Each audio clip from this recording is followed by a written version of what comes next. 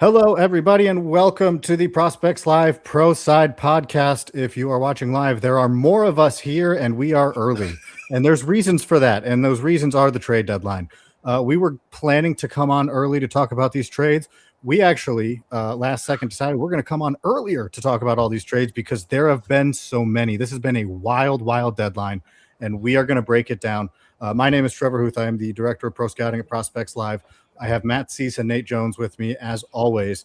And we have invited our staff, just open invitation to the Prospects Live staff to see who might want to come on and talk because there's so much going on. We want to get as many minds on this as we can. You don't just want mine. And Nate's still, I think, broken up about Einstein and as Azakar and I don't know now Mayor. I don't whatever. All of them. But you know he'll get around to talking at some point over the next couple hours.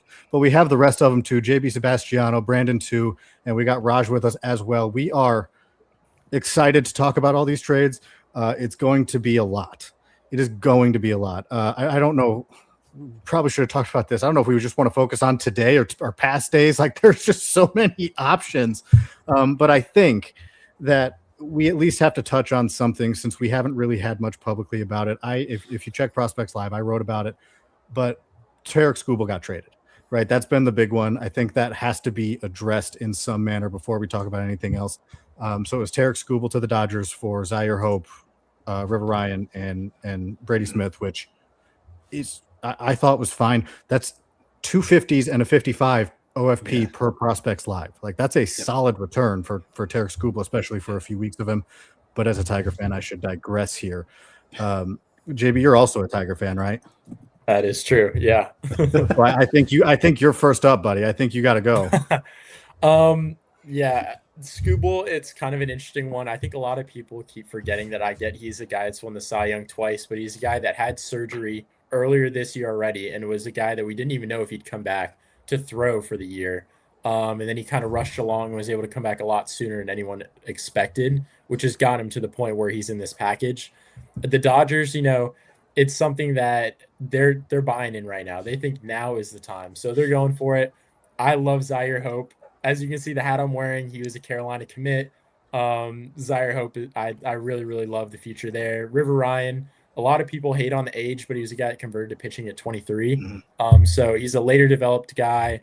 Injury history a little bit there, but kind of a fun clay to play with. And then, it's kind of just a lottery ticket with the final arm. So I think for them, it's a good return that you get. It's very undervalued by a lot of people, and a lot of people forget that it's an injured asset that's a rental. So it's a really tough return there, I think. You hit the nail on the head right there with injured asset. Like that I feel like is the part that's kind of flying under the radar here. Skubal's a full tick down fastball wise this year. His changeup is getting touched. Like he's still netting really good whiff rates across his entire arsenal.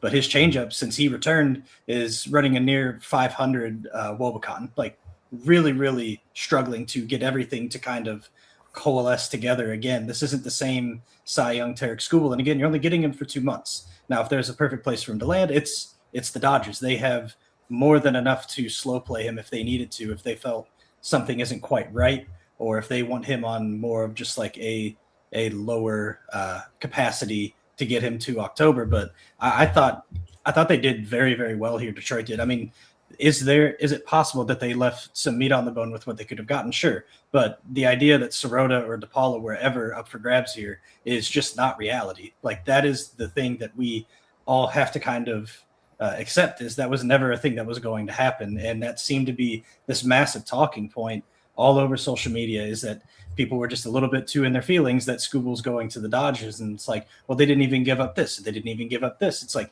yeah, this is the deepest farm system in baseball by a pretty wide margin, especially in the outfield. Nobody can really touch what they have in the outfield. It's a bunch of 50 or better prospects that are up in high A, double A. Like nobody else can quite say that. We have farms like the Brewers, who I'm sure we'll get to. They've made a handful of moves that have a lot of really good outfield bats, but they're not all up at the levels or the proximity that the Dodgers have within their system. I thought Hope has done a great job mitigating some of the whiff risk that he was really showing last season and still showcasing the power that he does present. I thought this was a really, really good trade by the Tigers.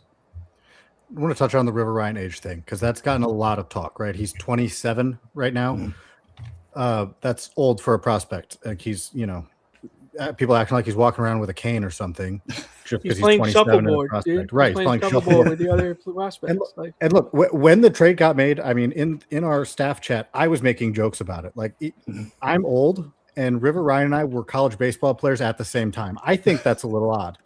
But the thing is, he's 27, and it's not like he's in high A. He is MLB ready when he's healthy coming back from his hamstring thing.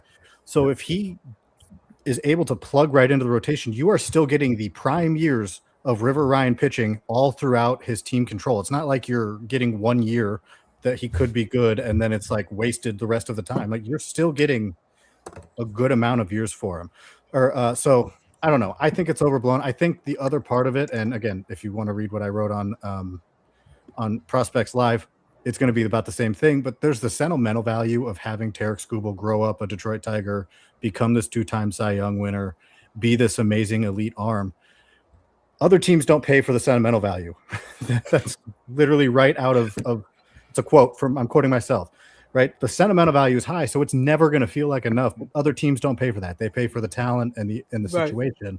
And the talent and situation was it's a rental, an elite rental, and they got a price tag bigger than anything you get for a rental. This was huge for somebody's going to have for 8 months. And we do have another article about River Ryan that is also very good, as Greg has pointed out. Okay, let's move off to Tiger. To touch on the River Ryan thing, though, it's like people don't understand how late he is to pitching. Mm-hmm. He didn't start pitching full time until he was 23. His arm, in terms of like mileage and what he's put on his arm, yes, there's a ton of injury risk and a ton of injuries that have happened, but he hasn't thrown innings the same way another 28 or 27-year-old prospect would have. So you're getting his peak years if he stays healthy with the mileage to think, okay, this guy's going to be a mid-rotation guy at least. Like, to me, River Ryan is like just as good a return as Emmett Sheehan. Like, I know everyone wanted it to be Sheehan, but River Ryan, you could argue it's better. Like the stuff from River Ryan, the stuff from River Ryan is disgusting. Like the fastball is gross, the cutter's gross. He throws a death ball slider at like 89, 90 miles an hour. Mm-hmm. Like his curveball is probably one of the best curveballs in the major leagues, and he throws a 90-mile-an-hour changeup that has like great depth and finish, and he can throw a sinker off of that too. It's like this is a complete arsenal from a prospect that just hasn't thrown that many innings because he's been hurt, but the stuff is absolutely gross. That's why public places keep ranking him this high. Like it just is what it is. Like he's that good of a prospect. Like, do I think they should have held out for like a Zach Root or maybe get someone else into the deal? I mean, maybe, but like, okay, so if you hold out and you try to get a third pitcher or like a second pitcher, then you're pushing it to like the Monday deadline, and then you're basically asking the Dodgers to like balk at what your asking price is. Like you said it, Trevor, this is the best deal they're probably going to get for a rental by far. Like Hope is the best player they're going to get in a rental, and River Ryan is probably one of the better pitchers they're going to get in a rental offer. So it doesn't really matter that Brady Smith is like the throw-in to me. Like River Ryan is that good. Like I think River Ryan is a top 40, top 50 prospect in baseball. I don't care how old he is. Like just based off like value, I think he's that valuable. I'll joke. Even if you were 40, Brandon, even if you were 40, you'd be like, he's a top pitching prospect in baseball. Right. Yeah, I still would, because like, okay, so we get 4 years of him in the mid rotation. Okay, cool. Like you get 3 years of it. I still think that's value. Like, like they need pitching. Like the Tigers need pitching back if they're going to lose Skubal, and I think they got a guy back that they could throw in the mid rotation right away. Mm-hmm. Yep. I was just going to make the joke, like for all the Sheehan truthers, just go back and watch that start against the Red Sox, and then you'll see why that was a guy that wasn't highly coveted right now in this moment. I mean, don't get me wrong. I'm a Sheehan guy too, but I think I would take River Ryan over Sheehan. Like the real question is like, would you hold out for like a Zach Root or something like that? Like that's the arguments that we're having now is like, oh, the package is too light because it's just a throw and upside arm. But realistically, what were they going to do? They were just going to wait for the Dodgers to balk? Like, you can't do that. Like, you got to make the deal. Brandon mentioned Zach Root 3 times just so we could bring up his his article that he wrote I about mean, him. he is a Find top that. 100. He is a top 100 pitcher. So yeah. Well, and Also, speaking of under the hood, it's like, we're probably getting to an age here with River Ryan that he might actually be able to join us to physically get under the hood of a car here as a dad. Yeah. Like we're getting very close to that age. In all seriousness, though, like I do think Sheehan has taken a step back from where he was at last season. Their early season, it was like, is this an injury thing? And it turns out it was just him not getting to his shapes. And even while they've adjusted, it looks more like he's a 4 or 5 instead of a mid-rotation arm like they had probably thought. Whereas River Ryan, you're getting essentially like you have him and Troy Melton, you put them next to each other in a rotation, you're doing really well for yourself. And they are getting an arm ready to go now. They are ready to compete next year. And Jackson Jobe. Don't forget Jackson Jobe. That is my demon. How could you? That guy is good. Yeah, and he's coming. He's almost back. I mean, you get Ryan, Melton, Jobe. That is a great 1, 2, 3, and you still have Mize as of right now if he's if he's healthy. If you don't move him, Fluky can move fast. Like who knows? And this was a system that was void of arms that were close to big league ready. Like they needed this. So it all Finn very Jacobs, good. Let me just start plugging under the hood stuff. No, I'm just kidding. But. Also, super quickly. Super quickly. The return for Foster Griffin is Josh Hartle, Will Dion, Condegli's Verghese, and Nick Mitchell. So did not even that name would have gotten me. I'm proud of you. Now, nice. The Jeff Hoffman one's in. That brings up a point, Matt. Is that trades are going to be rolling in as we are live here, and we all are looking at our phones. I promise you. But feel free to put in the comments. Hey, this trade just happened, or hey, what do you think about this trade? Like whatever you want to hear us talk about, we will talk about. For the most part, we are just going to be going down the line on trades. I'm going to pull them up randomly, I think, not even in order of how they happen. So as you see stuff, go ahead and talk to us. Let us know. I could be on here for a while too. I could talk about Craig Yoho switching from a 4-seamer to a sinker grip for 20 minutes if you'd like. Notice how he cut me off to do that? Like he knew I wasn't going to go to Craig Yoho first. So he's like, hey, let's talk about Craig Yoho. Talk about shapes. I do think that the next trade we have to talk about is the big one that the Orioles and the Red Sox made. So that's Adley Rutschman, Jake Rogers, and Cash going to the Red Sox for Anthony Ianson, Kyson Witherspoon, Andy Azakar, Carlos Narvaez, and a player to be named later. I would love, Nate, for you to just start talking. All right. Well, so first off the bat, you get the big piece here, Jake Rogers, Tarek Skubel's personal catcher. So Skubel's obviously going to Boston this offseason. You gotta watch what you say about Jake Rogers, man. That is a legend. He's now been traded for Adley Rutschman and Justin Verlander. You think he even got an apartment in Baltimore, or he was just kind of chilling on the tarmac for about a week and a half? Weren't they just in Toronto for a series? I bet he's been living in the hotel up there. Probably. That's been about it. That Adley deal though, it's definitely a very tough price tag to kind of stomach as a fan of the Red Sox. But I mean, I think it really is something that you kind of just got to do, especially when you're working with an in-division trade. You're always going to have to deal with some of these higher premiums paying for a guy, especially like Adley Rutschman, who coming into the league, he was one of the most highly touted catchers we've seen in quite some time now. I mean, he's the number 1 overall pick. The peripherals have ticked up quite well as of late this year. He's been dealing with the wrist injury, which kind of held up the deal for a couple hours. I mean, it felt like I think it was around noon-ish that it was reported that the deal was like on the finish line, and then we didn't hear about it again until like 3 p.m. There were some things about getting clearance from owner John Henry as well. Maybe that could be over an extension. Purely speculative, but I mean, if you're giving up a package of that size, I sure would hope that we're locking him up for a long term. But with new part of the D-backs, that's fun.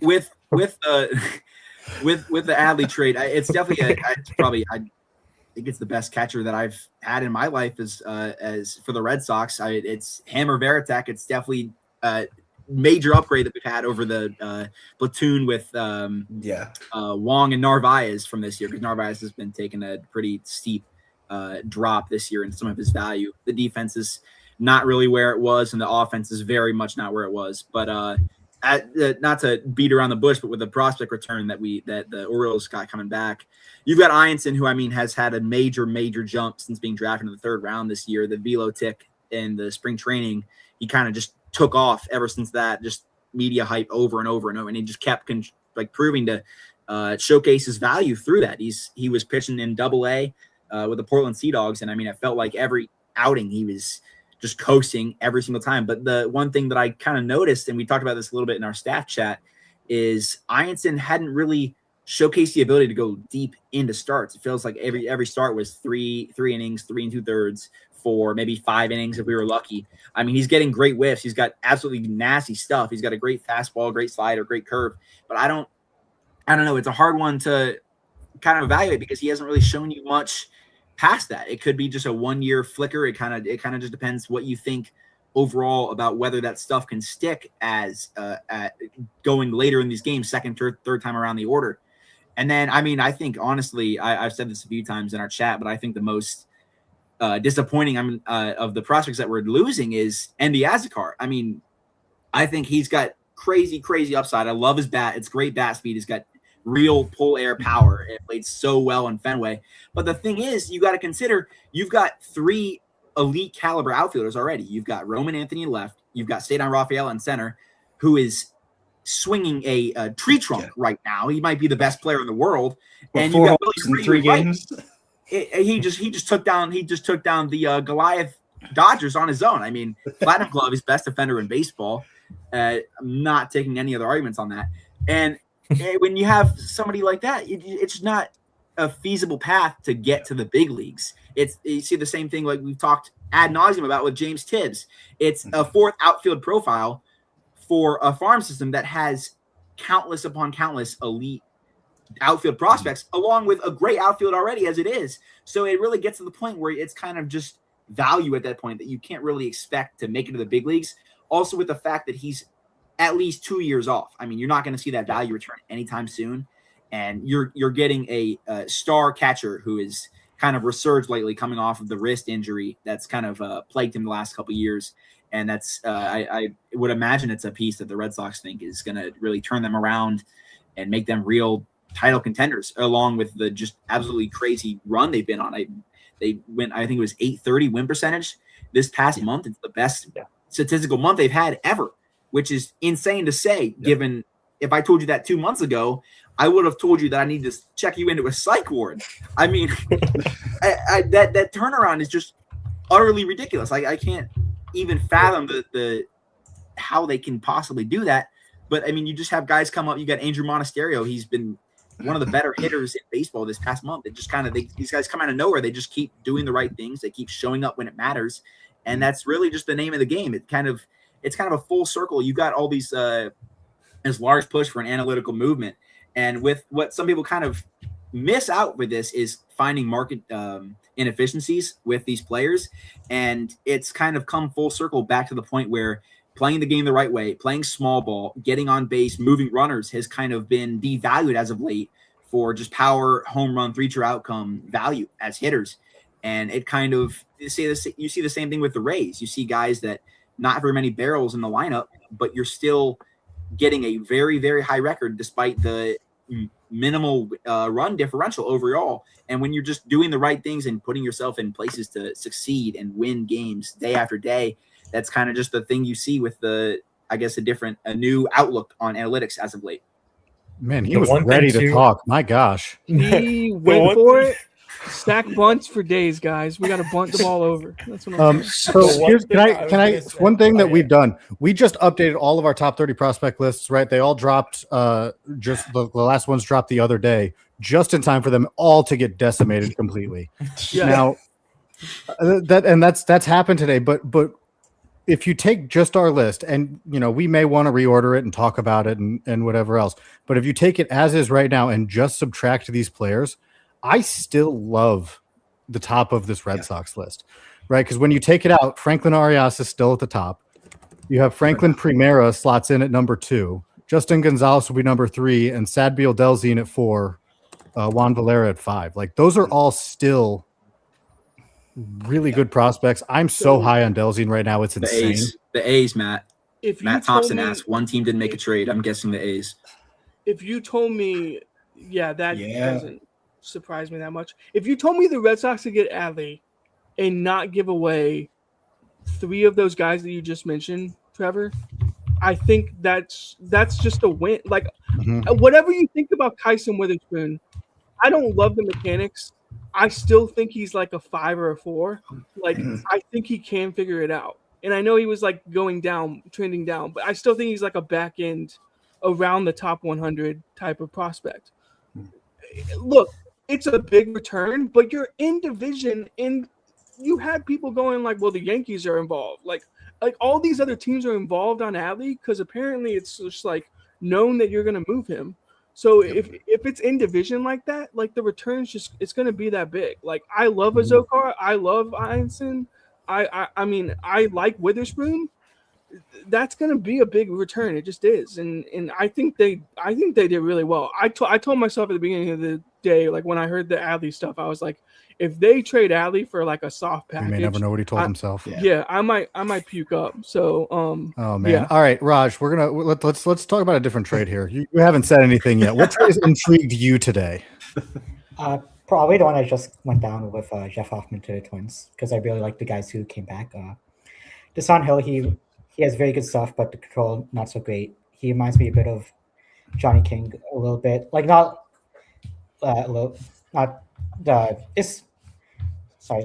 just a similar profile to Johnny King, who's all in the J system. Like I have to compare a guy to someone on my team. That's the rules of this podcast first and foremost, and then Demary Pena they got and John Klein. John Klein is another guy who I sort of like. I know he's probably a reliever, but he's someone that I think can probably pitch in big leagues right now with pretty good stuff. I don't think I'll have to double check, but I think Klein he was a starter last year. I'm not sure if he's like still starting this year. Oh, loud to the Guardians, interesting. Okay. But yeah, John Klein is good. And Demary Pena, he's another guy I really like, pretty good power, pretty good contact, a little bit of a lower level guy, but I think he's someone that I don't think he'll rise quickly, but I think when he gets to the big leagues, he'll be a very good contributor. I think it's weird that the Twins are buying because they did a whole fire sale last year at this time, and now they're like, "All right, let's give me all your relievers. We'll trade you some prospects." Like, buying. Okay, but are they buying? That's my thing. Like, what does this do to make them better? Like, Dean Kramer is not good. Like we can be entirely. I'm going to be entirely blunt about this. He's a 6 ERA guy. I mean, he is vastly overperforming. And they gave up Drumnardo Reyes. But that's the thing is they gave up a legitimately good lottery ticket for a pitcher that's probably going to get them some innings at the back end of their rotation. Like, what are you expecting to get here? Like, Minter makes sense because you're trying to chase the Guardians, who is trying to chase a wild card spot, if not the White Sox. That makes sense. You need lefty to get lefties out. Cleveland and the White Sox are lefty heavy. But on this, like on the other part of that is like they have to be, in my opinion, the biggest losers of this deadline outside of the Reds, who have done nothing up until just now trading Nathaniel Lowe to Cleveland. And it's just like these teams are so destined to sit tight and sit on these assets. Joe Ryan is under contract for 2 or 3 more years. So and that's the big takeaway for me, that him. You didn't move him. You didn't move Joe Ryan. So you clearly think you can in a window to compete still. Like, do we need to talk about the rumored? But that's the weird Ryan thing, right? Package last year at the deadline, it was Boston, and it was Tolley, and it was Arias. Like, they have whiffed 2 straight deadlines on Joe Ryan, big time. You can yell at me that they're not buying all you want. They are acquiring major league talent and giving away their prospects. That is the definition of buying here. They sold last deadline. It's soft buy. Weird. It is a weird deadline for them. It just doesn't make a lot of sense, as Matt said. Yes. Like it's soft buying in a position where they're obviously still competitive. Like that's not the question. It's whether do you need to hold on to Joe Ryan for 2 years to possibly be more competitive in next year? Like I don't know. Like Joe Ryan to me felt like a guy you can move for a pretty big haul considering he has 2 years left. I mean we haven't really talked about it, but Jose Soriano on the move. Like I thought that was a decent deal. Yeah. And the thing with the Twins competing. They are competing in the AL Central, which anybody could do. I mean, you take any team and they're going to be decent in this division. It's just not a strong division right now. Could That's probably the thing. compete with the PLive staff roster in that. I wouldn't go that far. Okay, calm but down. the I thing feel is, like maybe 70 if that. like, it looks like they could make the playoffs, but what do you do after that? Congratulations, you bought relievers, traded away your prospects, and you made the playoffs. But like the other divisions are stronger. They're better than the AL Central. No, that's And a good point. the two teams above you just got better, like innumerably throughout this season. Like the White Sox, it's been more development, but they've also acquired assets to get better. They just acquired Luis Castillo, who like probably on the very back end of his career, but they've needed a pitcher like Luis Castillo badly this year, who has proven success against Cleveland. Cleveland just went out and got much better today. Got to be against Cleveland. It's the only team. They're pushing Slade Ciccone out of the rotation. They bring in Joe Adell. They were the worst hitting team against lefties this year, and they've now gotten Foster Griffin, Nathaniel Lowe, Joe Adell. Like that is those. Get in there and make it about the Guardians. Are you suggesting, Matt? Minus San Diego.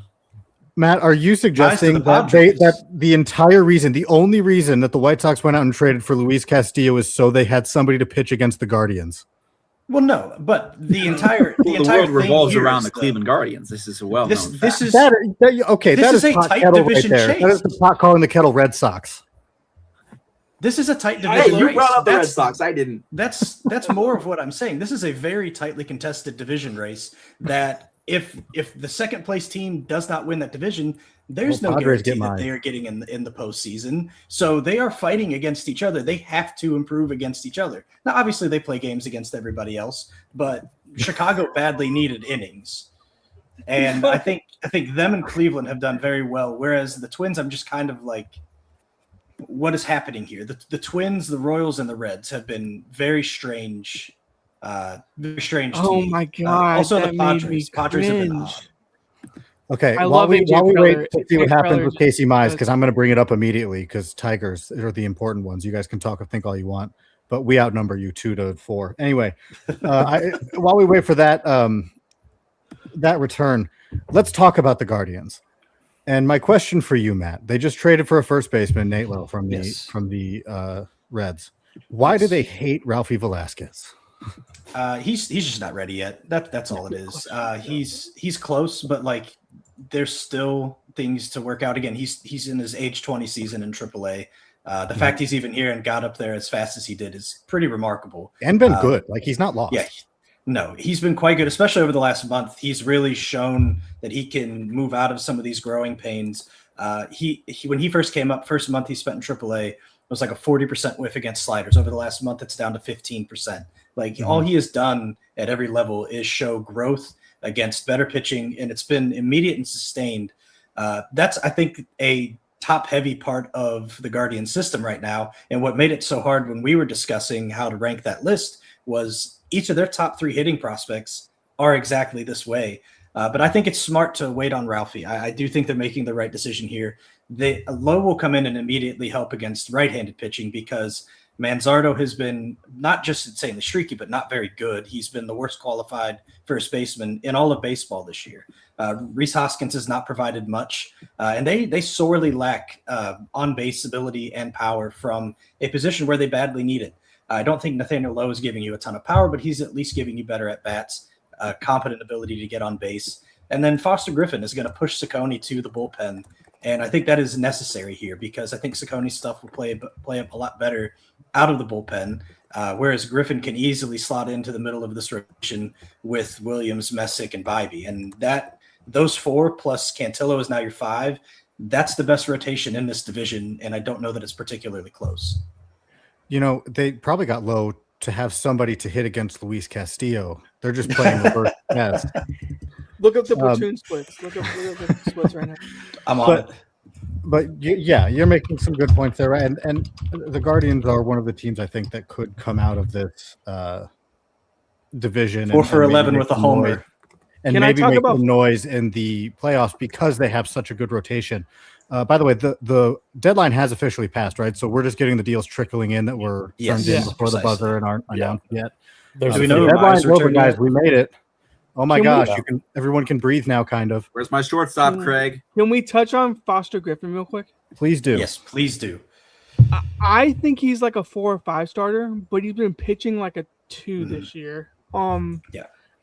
His issue is he soaked up innings in NPB, and I thought he was really, really good. But he did kind of wear down at the back half of NPB seasons, and then he wasn't healthy like last season with an injury. So he really just I'm interested like mid-August onward how good he is actually going to be. But I think what he does is from like a deception and a funk standpoint is I think it's just hard to pick up the baseball. Like he cuts the splitter, the changeup's really nasty, like the sweeper's good. Like I think there's things about Foster Griffin that the Guardians just like, and so they're probably going to hold on to him past like his contract. But the idea that he could like slow down a little bit the back half of the season, I'm kind of interested like where he falls in like the rotation and like how much value he's actually going to end up giving them, because he was phenomenal for the Nats. And so I kind of think like them getting guys back for him is cool, but it's also like a weird, it's weird to like deal him at the deadline, I guess, but you kind of have to if you're selling high on Foster Griffin. I thought the interesting point too was there was talks earlier in the week, or I guess late last week, it is Monday, that they were going to look to extend him, the Nats. And this being the way this panned out, I really didn't see this coming.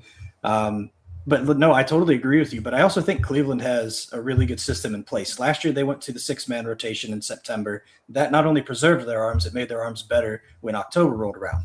They still ended up going into the postseason with the worst offense in the history of baseball to make the playoffs. They've at least improved that a little bit. They went out and got a couple guys to bolster that.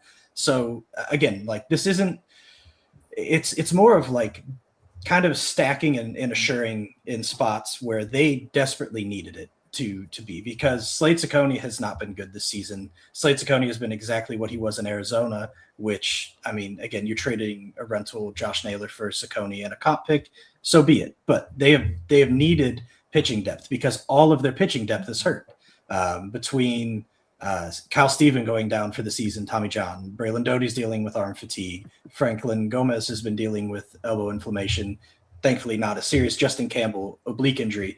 Their top 5 pitching prospects are hurt or just arriving into Arizona from the University of Florida. That's kind of the situation that they're in right now. They just don't have the depth.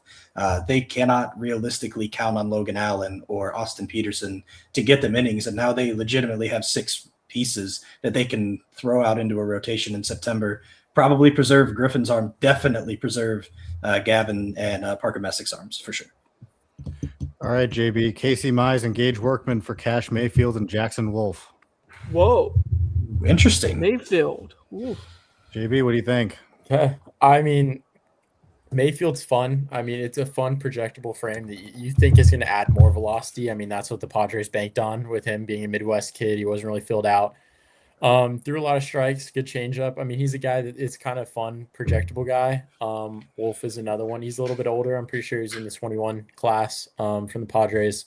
Another kind of fun little piece. Workman, I mean, that's kind of a whatever. Mize, I think, was kind of one of those things where it was another guy that he's kind of bouncing back. He's been kind of inconsistent with Detroit, so I think it's really interesting, but I don't hate the get back there. I think Mayfield's a guy that could be a fun middle of the rotation to top line starter for them in the future. Wolf's a big lefty, right? Wolf's like 6'8", something like that. He's a pretty big guy, yeah. This also feels like Mize is getting extended by the Padres move.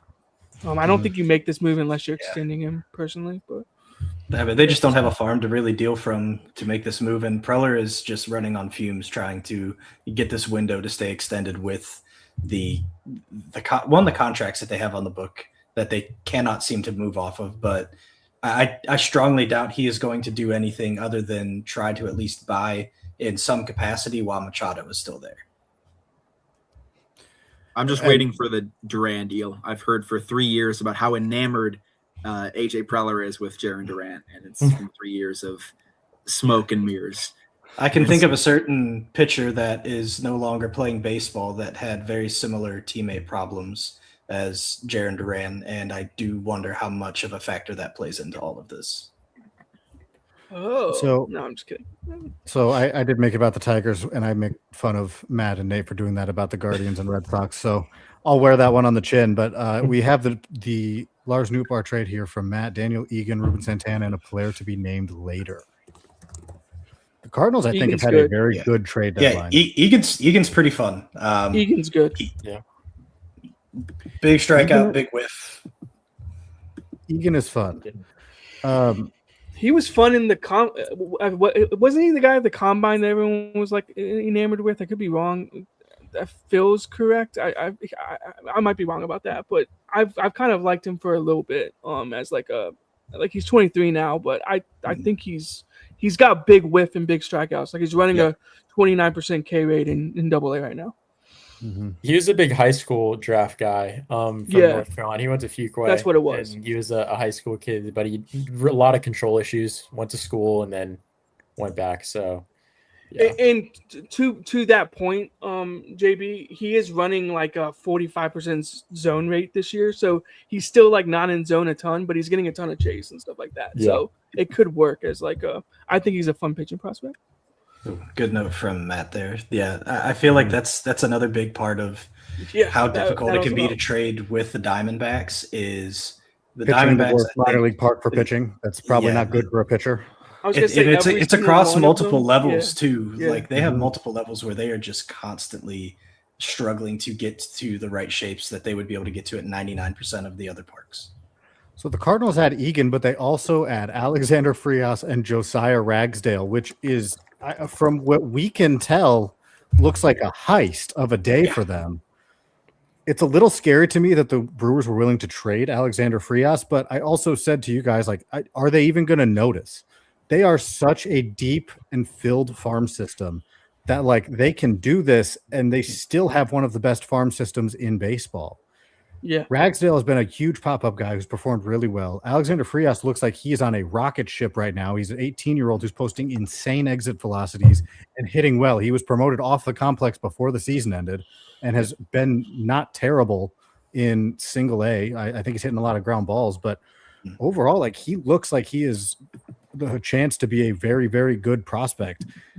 And now they've traded him. Now he is in the St. Louis Cardinals organization, and those two were for Dustin May, right? So, Yeah, do you guys have and any Jojo thoughts Romero, on that too. trade? Yeah, JoJo. The May trade for anybody have any thoughts?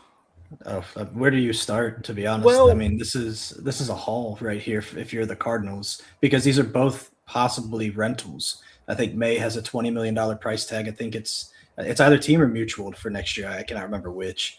Pretty sure it's but mutual, so it's like okay, most likely it's going to get declined. Yeah, I think it's okay, good mutual. deal.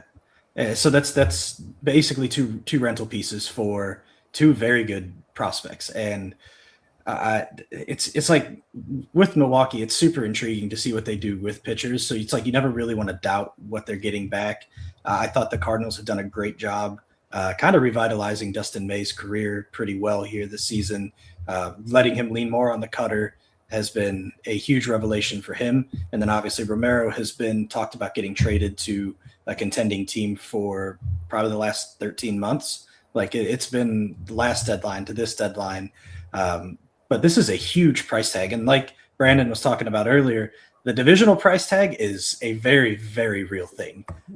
This was a very, it's very real. And this is probably a bigger price than I think any other team outside of this division would have probably paid for this.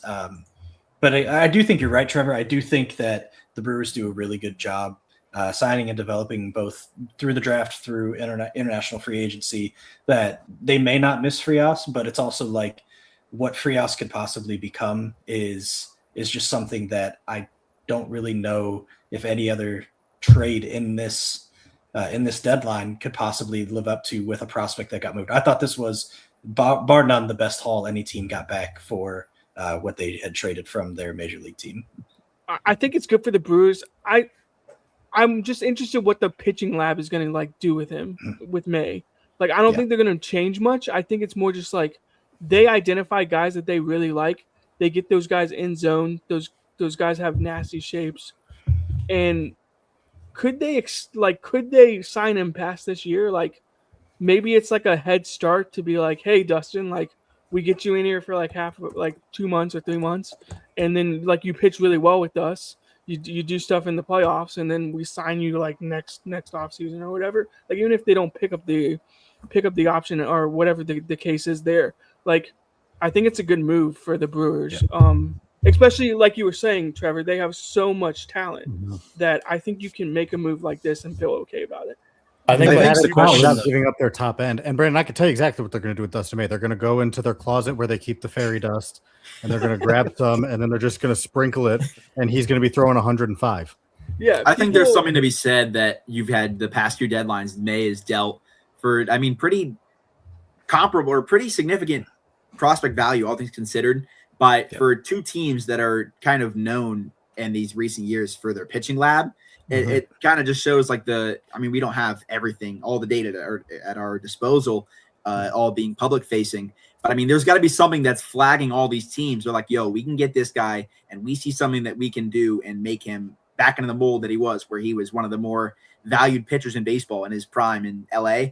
And I think it's if anybody can do it, like we've said, it's the Brewers. It's going to be the shapes that he can have. It's great stuff. I mean, the outcome wasn't great last year at the deadline afterwards with the Red Sox leading to a DFA, but he's been performing great this year. He was identified behind for the Cardinals to start the year. And it's really going to be a trade that's looked back on, whether it's a win or a loss, I would say, based on how far that they can go this year. We've got the deadline, we've got the lockout looming. So it really does have to depend on these teams kind of going all in with uncertainty coming in next year. And with the Dodgers, people always say, oh, the Dodgers have this great world beater rotation. I mean, half of them have injury concerns. So it's really does kind of justify the fact that some of these teams, especially the Brewers, are more willing to package some of this prospect capital and kind of go all in this year. It feels like it's been one of the more open fields this year to contend for a World Series this year, even despite the utter world-beating lineup that the Dodgers have been showcasing this year. I'll say though, one thing. Go ahead, Jay. Yeah. You're good. No, I was just gonna say the one thing I was gonna say on this too is I think a lot of these guys were talking about with rentals too, and it's a common thing I've heard from a lot of people is they're acquiring guys to have the ability to try to extend them before the lockout, so that these guys get grandfathered into the new salary cap, and you have these guys on your roster, and you can pay what you want early. So that's something there. And the other thing too is we keep talking about like the high capital, which I understand these guys are high in prospects, but Ragsdale was a 7th round draft pick, I believe, last year, if I was correct. Frias was a guy that was on the lower end of the spectrum in bonus pools, if I believe in the internationals cycle. So it's two guys that they made out of not much. So for them, it's kind of we're dealing from a position of we don't have a lot into these assets, despite them being great lottery tickets. It's something that's there. And, Ragsdale, he went from being a ACC guy when I saw him that was pure contact, no juice, speed first, high like plate discipline. So now the plate discipline's still there, and it's just all juice. High zone whiff now, kind of a pure different profile. So how that plays out, evens out, I don't know. But it's kind of something that I think is worth mentioning. You see that throughout the Brewer system too. Like Payne is higher zone whiff than he had been, but he's getting to power at an exorbitant rate. Andrew Fisher is probably the most polarizing profile in minor league baseball with the stats that he's putting up versus what he's turning out to his whiff. It's like over 40%. And then obviously Burke is the same way. Like this is scattered throughout their system. And it's, I guess, I really don't know if it's so much like a profile that they're developing or if they are trying to round out as they continue to elevate through the minor league system. But like it is pretty like well spread amongst that system, that profile. We're talking about the prospect side of this, but on the major league side, Dustin May, Nate made the point that these organizations that have the reputation for being smart when it comes to pitching, they're going after Dustin May. Well, do you know who else went after Dustin May? The St. Louis Cardinals. And do you know what has been happening since Chaim Bloom took over for the St. Louis Cardinals? They have brought in a ton of fantastic talent. Like it's to the point we don't have the development track record that Boston has had or that the Brewers have or LA or whatever. But it's to the point where like these Cardinals are looking like they're going to join this conversation of these organizations that identify and develop talent at a crazy level. Time ball, baby. Is that insane Hot for me to cook. say? Like, is that an insane take? I mean, think they're no. right on the way. It's been a year. I don't know. Because you just look at the pitching prospects, you could say that Tanner Franklin, whatever you think he is prospect wise, that's a win. Like they took that guy and put him in pro ball, started him, win. Jacob Udall, I think that's a win. Like there's so many guys like lower on the list of like what we have, like that I'm like, oh, I like that guy, I like that guy, I like this guy. Like they're so good at like developing. You can just see it in like the short time frame that he's been there. Like I think they're very good at identifying not only hitting talent but pitching talent and like kind of making those guys juiced up a little bit. So again, I like Tink Hens didn't work out, but like okay, that wasn't a Heim Bloom one. That wasn't a Heim Bloom thing. Right. That's what I'm saying. Yeah. So it's like I think they're I think they're set up very well to be good for quite some time. And that's they've done a great job. He went out and started making trades and bringing in arms, and then he made the trade and brought in the extra draft picks. And JB's on our draft team. They had a phenomenal draft. Yeah, incredible. I mean, it's something. I think for Heim though, I think it's kind of funny. You hear about him talk about his Red Sox tenure, and I think he was very guided and limited there, and he's getting the free reign in St. Louis to kind of do what he wanted with a lot more autonomy and kind of bringing in his own people to evaluate and do different things rather than how the Red Sox do business. So I think that's something that's really helped him out there. And I think, I do agree. They've done a great job, whether it's drafting, trading, they've done a great job bringing in a lot of talent. I feel like somebody else was about to make a point, and I talked over them. So it's fascinating looking at what was once the top end of the pitching in this system. It was Tink Henson, Cooper Jerpy, and now it's just completely flipped on their heads.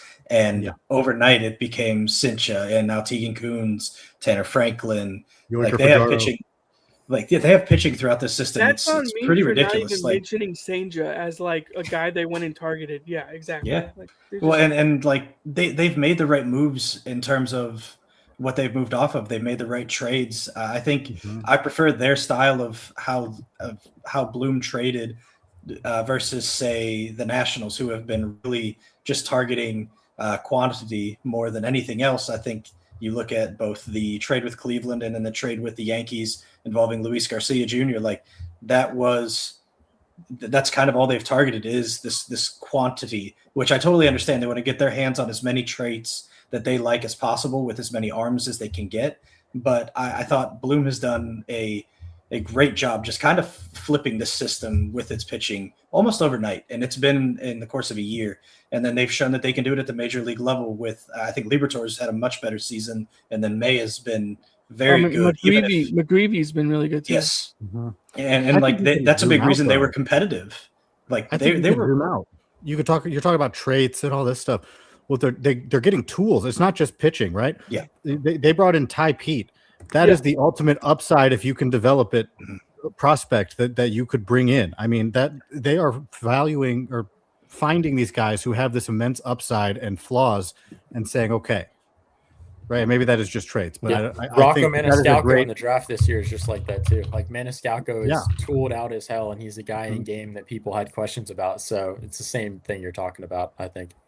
Yeah. And then they traded Helsley for what? Jesus Baez, and Jesus Baez is really had a strong season. Baez is a dog. Yeah. Like that dude is Like, and it's not like we're gonna have to wait a long time to see if they can figure out how to develop guys. They went and got guys, and we're gonna find out quick if they know how to develop or not. Because if they do, this is going to be a fun decade of baseball coming up in St. Louis, if not longer. Like it's a fun decade in the NL Central in general. I'm looking at our top 30 list, and I think I like the top 25 guys.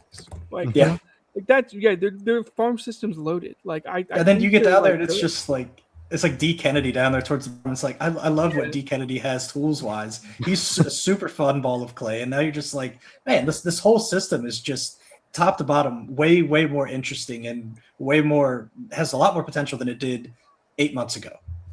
Yeah, and think about that turnaround time. Like that is crazy. That is crazy. So props to Heim Bloom and St. Louis and what they are doing over there, because it's a lot of fun, and I think it's going to continue to be a lot of fun. I love all the prospects they have, like Brandon just mentioned.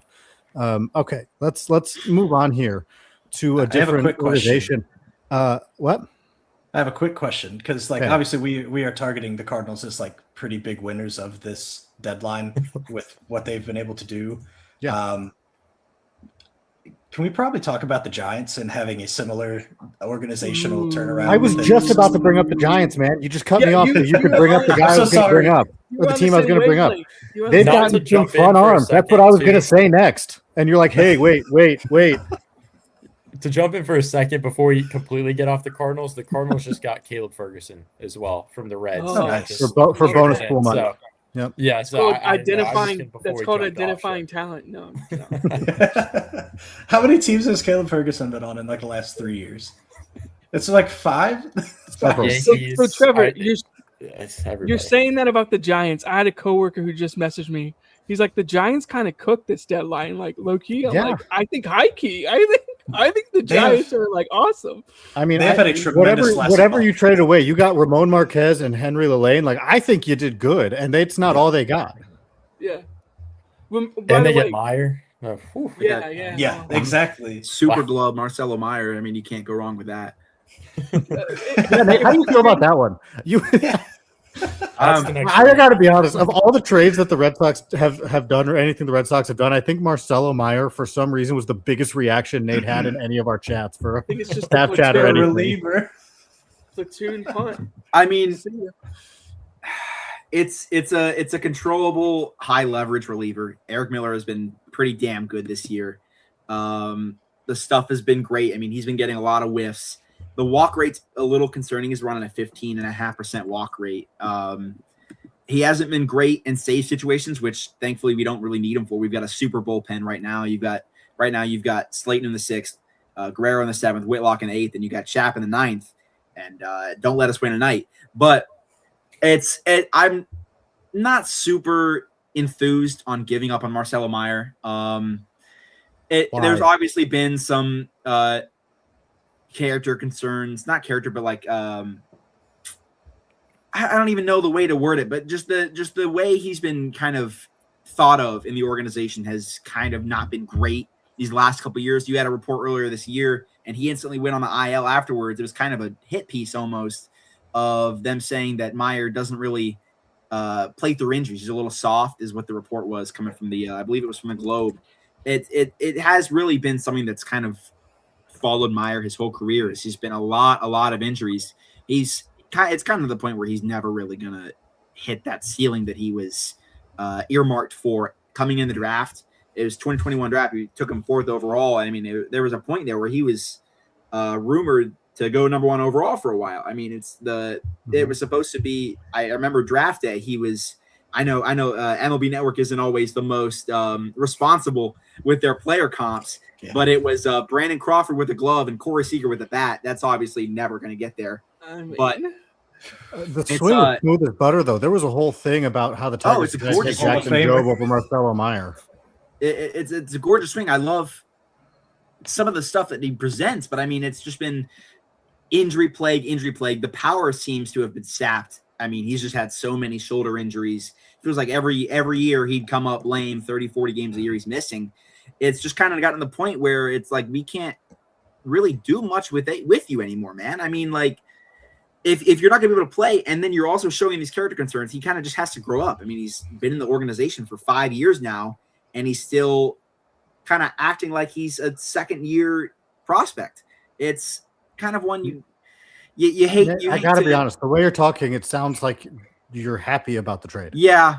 I mean, it's more so of me kind of just accepting the fact that it's a sunken cost value in Marcelo Meyer. Okay, so this is the he's gone. So now I'm going to go on this side of it. Okay, I got it. That's the real hit piece. So with Meyer, we had him playing a lot at third base last year, and I would love his glove. I think he had a really nice internal clock. It seemed like he really had a great handle on the position. He was brought up as a shortstop. He finally got his chance at shortstop once Story went down, and the metrics obviously weren't great. I can honestly chalk that up to growing pains. It's you see that when you're jumping into a position with not much prep at the time to play there, but it's just gotten to the point where you've kind of just the organization seems to have moved on, and they're trying to surround Anthony with more positive people around him. It seems like him and Roman Anthony and Marcelo Meyer were kind of gotten to the point where they weren't really exactly the best culture fit, and they're trying to really kind of overhaul this clubhouse with all the revolving pieces. And you've heard things about the clubhouse leadership as well. And Meyer coming in was kind of pegged as that guy, like he's gonna be sort of a pseudo captain on this team coming in once he was drafted, and it just hasn't really panned out the way that you really want it to.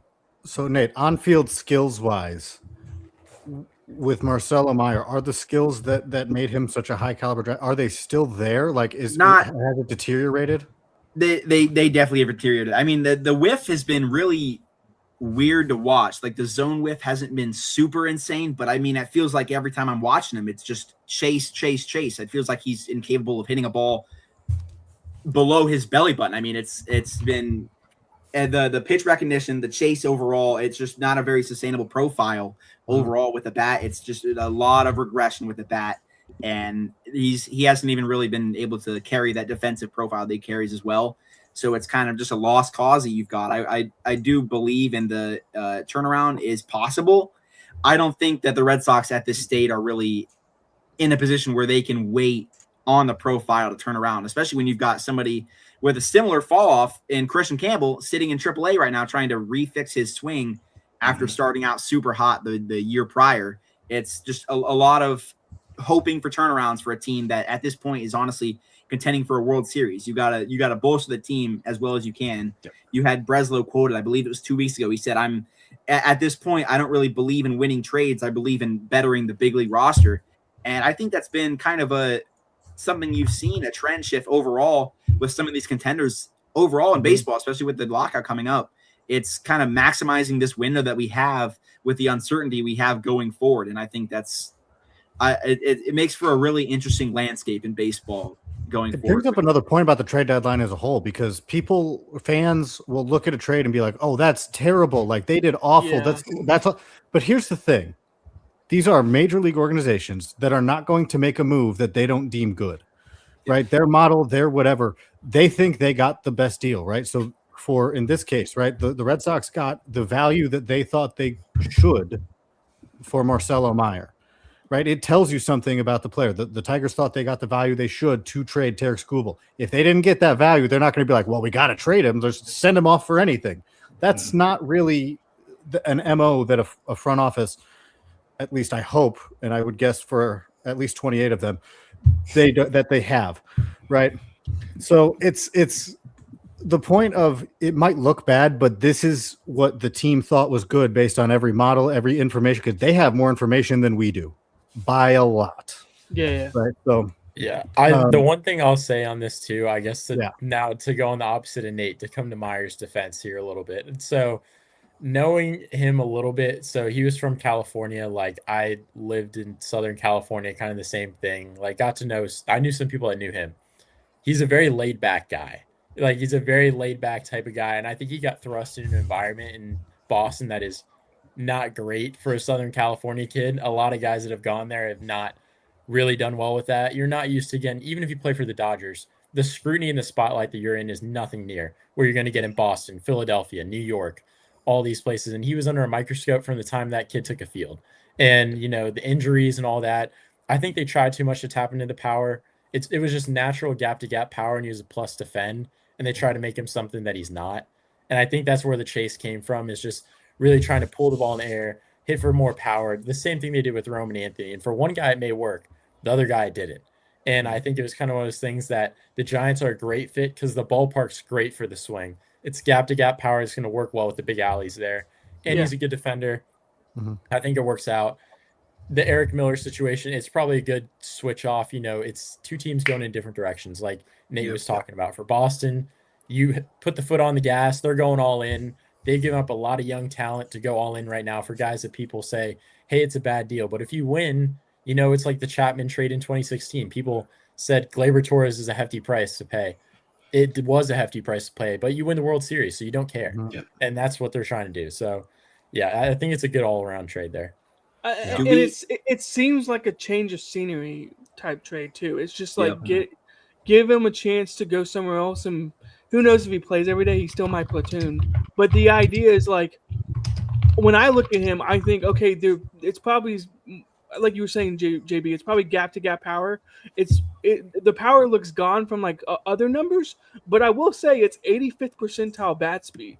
He still swings the bat relatively hard, and the bat speed's still there. So maybe the Giants feel like, hey, we get him into our system, we get him, into hitting at that park in those alleyways. Like maybe we can tap into like doubles and triples power. Because I'm with you guys. Like in a small sample, I wouldn't look at like outs above average or defensive runs saved at like shortstop or really like any position. It's just a super small sample size like that, I just wouldn't look at those metrics.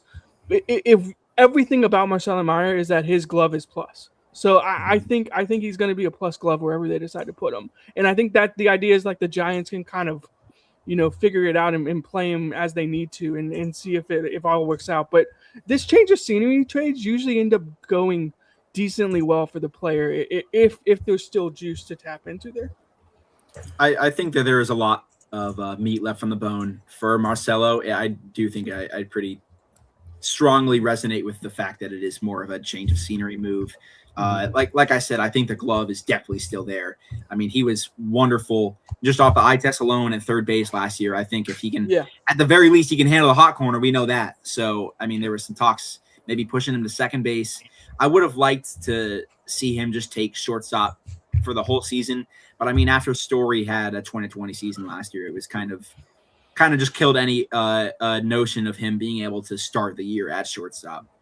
There's another thing with this deal too. The Giants also sent Carlos Gutierrez to the Red Sox. That just came out right now. Okay. Interesting. Yeah. So there you go. By the way, JB, Brandon, and Raj, welcome to the the Pro Side podcast, where we start talking about the Giants, and it lasts all of 2 seconds before we start talking about the Red Sox. Yeah, can we pivot really quickly though? To the Giants? Yeah. I was about to lead off. Pivot from the Giants to the Giants. The Giants trade deadline. They make a trade with the Phillies, right? They send Luis Arias, Caleb Killian. They get Ramon Marquez and Marty Gare. They send Robbie Ray to the Padres. They get Miguel Mendez and Joniel Hernandez, which I forgot about Joniel Hernandez. I kind of love that too. Yeah, they send Helio Ramos to the Yankees. They get Henry Lelaine and Caden Kent. Is that one official? I don't know if that one. I keep seeing everywhere. It's just like reported, and the medicals never went through. So I don't know. Yeah, I don't know what's it's still listed as source on the MLB tracking one, but in theory they did that also. It's a good trade deadline. Yeah. Can I talk about Ramon Marquez? You may. He's a dog. Like wait. Wait. I don't know. All right. Go ahead. Okay. I love him. I just wrote up a report for him, and I think the changeup is like one of the best changeups in baseball. Yep. Like it's very Carson Wisenhunt like coded for me. Like, oh, let's go get a guy with a nasty changeup. But like that's not all Marquez is. He throws 95, 96, and he throws a gyro slider at like 90 miles an hour. It like if he can get to fringy command, which I think he can. Mm-hmm. He's going to be a number 4 starter at least, but he has massive upside. Like I think the Giants can kind of do some things with his profile as a shorter righty and kind of get him to like a point where he's a mid-rotation guy. Like I actually love that they went and targeted a guy like him because it feels like Giants player for them to target a pitcher like this, guy who's smaller frame, really good changeup. Like I'll say it like in my report, I gave it a 70 grade changeup. I think it's that good. Like the pitch basically like stops in the air and like just falls off the table. Like he's doing like witchcraft or something with the pitch. Like it's just disgusting. Giants just love their changeups. They got Do we need a witchcraft tool on our reports now? We should. I mean, we really should. Look at the pitching in this org. This pitching in this organization is nuts. It is as stacked as it gets anywhere in baseball right now. They have, I think, with what they're getting back, that's going to be. Let me count this up real quick. 1, 2, 3, 4, 5, 6. That'll be 750 or better arms in this system, and that's nuts. And 2 of them they just drafted. That's not including the 2 shortstops who are right. So that's what I was going to say. There was not that long ago. It was last year even that people I'm not going to call anybody out, but people were talking about how terrible the Giants were being run, how awful this system is. And I would never call Matt out by name because that would be rude. But talk about just how awful it is. And this turnaround of what they have right now, they went out and they've signed international free agents like Luis Hernandez, Joshua Gonzalez, Johnny Level. They've brought in pitching through the draft. They just got Jackson Flora on top of all this, who was arguably the best arm in the draft. If you ask me, it's not an argument, but that's neither here nor there. They just added Ramon Marquez on top of having Jacob Bresnahan, if you're a Jacob Bresnahan guy, and Kana Martinez, and even still, if you want to say Carson Wisenhunt and Blade Tidwell could carve out some sort of role at the big league level at some point, like they had all of this in there. And now they've added way more. And it's been a phenomenal turnaround. And this is a really good farm system right now. We talked about what the Cardinals did. What are the Giants doing? They flipped it. And I think JB can speak to just how good their draft was because, again, the 29th pick moving off of Patrick Bailey, that helped them a ton with their money. But their draft was tremendous. And they have basically taken everything that was kind of wrong or lacking depth in this organization and just kind of did a whole 180 very, very quickly. It's really been in the last month. But the Bresnahan deal I thought was great. Like Alex Cobb for Bresnahan right now is highway robbery. They have developed him incredibly well. And then Kenner Martinez, I'm extremely high on him. We all know that. But then you go through Flora and then they add Wachter and then they add Bowleman. It's like, this is just like riches for days. And then you look at what they have bats wise. It's so funny when you look at their major league roster. Their major league team is a mess. It is a total mess. They were going to trade Schmidt. Schmidt gets hurt, probably done for the season. Allegedly, we don't know for sure yet if they've moved off of Ramos, but they still have so much dead money on this major league roster that this all being what's below it is kind of a really funny. The irony of it, I think, is just pretty hilarious because both of these have been built under Buster Posey, and I was very critical of Posey and what he was doing at the major league level, bringing in bats that don't really fit the stadium, don't really fit the division, bringing in arms that were extremely low ceiling, high floor possibilities like Malley, which they traded away, that did nothing for them. And then you look at what they have done in the system, and it's like they are drafting the right profiles. They are drafting and developing the right profiles, both pitching and hitting. I think they have just completely flipped their script from where we were 4 months ago. Yeah, I think a part of it is that like you look at the guys that they added, like Devers they traded for Chapman and honestly, I feel like it sort of gives the impression that you see this with a lot of new teams where you just like spend all the big bucks, like try to get those big names just to make a name for themselves. But a lot of time that doesn't really work. So you really have to not just like obviously you have to like sign some guys for free agency eventually at the end of the day. That's how you're going to be able to supplement your team. But being able to draft those guys and develop them and also making the right trades, that's also just as important, if not more important, to build a successful team. Yeah. No, I was just going to say, like, on the point that Matt was making there, I mean, the top 3 picks that they made were incredible. Flora, we got to talk to him at the Combine. There's an interview that we did, me and Will Dodge, for the site, which was awesome. Incredible human, super, super smart pitching mind. One of the smartest pitching minds I've met. Bowleman was incredible all summer at USA. I had no idea why the fall was going there. For me, top 5 prep guy in the class the whole time. Wachter, I saw in person at NHSI. One of the more mature feels to pitch out of anybody you've seen in high school for right-handed arm. Fun stuff there, fun extension, VAA, that type of deal. And then they take Peyton Bonds, who I really liked. They also take Dalton Wentz, who I loved in the 16th, and they end up signing him, which was an incredible steal there. And Luke Nixon, too, is a fun little utility guy that I knew. So, I mean, they've just done a really good job with the draft, just maximizing value. I think that goes all the way around, and it's something that they've done here at the deadline, too. So it's the good teams that kind of find ways to turn things around. Well, what's amazing to me is that we're talking about how good this pitching is. That's not even the top of the system. No. The top of the system are their shortstops, right? I mean, you could argue that Flora's above what level maybe, but like you could argue Flora probably anywhere in that 1 or in that 2 or 3 range. I don't think you have anybody above Joshua Gonzalez at this point, but the hitting is the top, like the top end of their system, and then it's just all this solid pitching. Imagine if they still had Yankee legend Marco Luciano. He's just raking right now in AAA. I mean, Gosh. Dude, guys. he is I mashing saw- in AAA. I keep getting it for the That's sheet. funny. I was saw at I AA. saw a low name and like a low minus Luciano, and I was like, that can't be Marco. And I was like, oh no, it's not. I was like, okay, thank God. But okay, Luis Hernandez, he's 17 in affiliated stateside ball, hitting In home, like he hit single a A. bomb last night in single A, 17 years old, doing this. Like it's just Still, crazy. I will say, just having following it for the sheet, Luis Hernandez has struck out a lot. Like he is adjusting. He's hit a couple bombs, but he is like adjusting. But still, to be 17 and there is insane. It's their talent level at that age is, yeah, it's scary stuff. Like I think the Giants, as much as people want to give Posey crap, and Matt. rightfully so for some stuff, I think what they've done on the drafting and the farm side is crazy. Like it truly is like a 180 flip, like Mal was saying. I'm curious because I don't remember off the top of my head. Did they clean house with their draft and development team when they got rid of Farhan?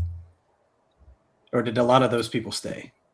From the guys that I know in their draft room, at least like scout wise, I know it was not. A lot of guys got promoted. A lot. Some people I know got promoted. They've now moved into higher end roles, so I know that. But yeah, the one thing I will say to your point, I kind of off topic, Trevor, but I'll hit on it with the Luis thing with him striking out. I was watching some video. That bat wrap is crazy. That barrel wrap is nuts right now, and that's one thing they're gonna have to figure out because you're not gonna hit like that at the big league. That's why he's whiffing so much. You better have days. Gary Sheffield bat speed to have a bat wrap like that. Thing is starting from behind his head like a pointed spear. So I mean, that's one thing. That's why I think the juice has been there when he's younger, and you know, DSL and all that probably mashed because they're throwing 85. You know, he skipped the DSL. He skipped the DSL. He went straight to the complex. He did, yeah. That's complex, crazy. you know, the same, but you know, it's kind of no. I'm with you. Like I saw the swing earlier on the homer that he hit last night, and I was like, oh my gosh, that bat wrap is insane. Yeah. But I was like, he's got pop, like he's got juice at 17. Yeah. So. But can we definitively say that they also won the Camilo Doval trade now? Like, shout out Parks Harbor, dude, absolutely mashes. Yeah, UNC. That's an underrated prospect right there. I wrote up Parks for us, and Harbor's good. Like he's a super fun profile. I just noticed also, Matt's little quarter zip he's got on. Me and him are beefing with that. You know, it's fine. It's all good. But the one thing, you know, I think there's two Carolina guys here. Yeah, I'm technically a Carolina guy too. Oh, there we go. Now we got beats here too. But when we had Harbor here, that was my parents went to. I have to be. I watch a lot of Carolina baseball. I'm on front. I'm not. Sure. I'm not front. Yeah. No, I get it. I'm technically an East Carolina guy because every time I seem to like a prospect, that's where they went. God. I don't know. Shout out. I don't actually watch a whole lot, but like that was back in like the Wisenhunt day and like Alec Burleson. Alec Burleson come out of the draft. I was like, dude, I love that Trevor, guy. you don't come off like North Country hick trash, which is like basically every ECU fan known to mankind. Like when they showed up here to play our regional, it was. I show up to the parking lot. It's 9:30 in the morning, and there's 3 ECU guys slamming beers. It's the jungle, baby. It's the jungle. It's terrible. It's the worst. I like their baseball players. I mean, whew, man. Technically, to bring a full circle, Zach Root, East Carolina guy. Just saying. We could just name East Carolina. I am pretty sure Mike Trout was committed to East Carolina. To East Carolina. Have you heard the Dobbins story? Or like he went there to see him, saw like 2 at bats and was like, "Yeah, this guy isn't coming to East Carolina," and left. Like that. I apparently that's what happened. Turned out okay for Mike Trout, I think. Yeah. Nate was getting a little insecure. Had to put on the Florida State hat. I had to rep. I got to rep. Had to defend it. He had to defend the reins. You know, he had to take his ACC squad. May have forgotten where Wes Bendis got drafted, but we got him where it's fine, dude. It's fine. James Tibbs and Cam Smith truther right there.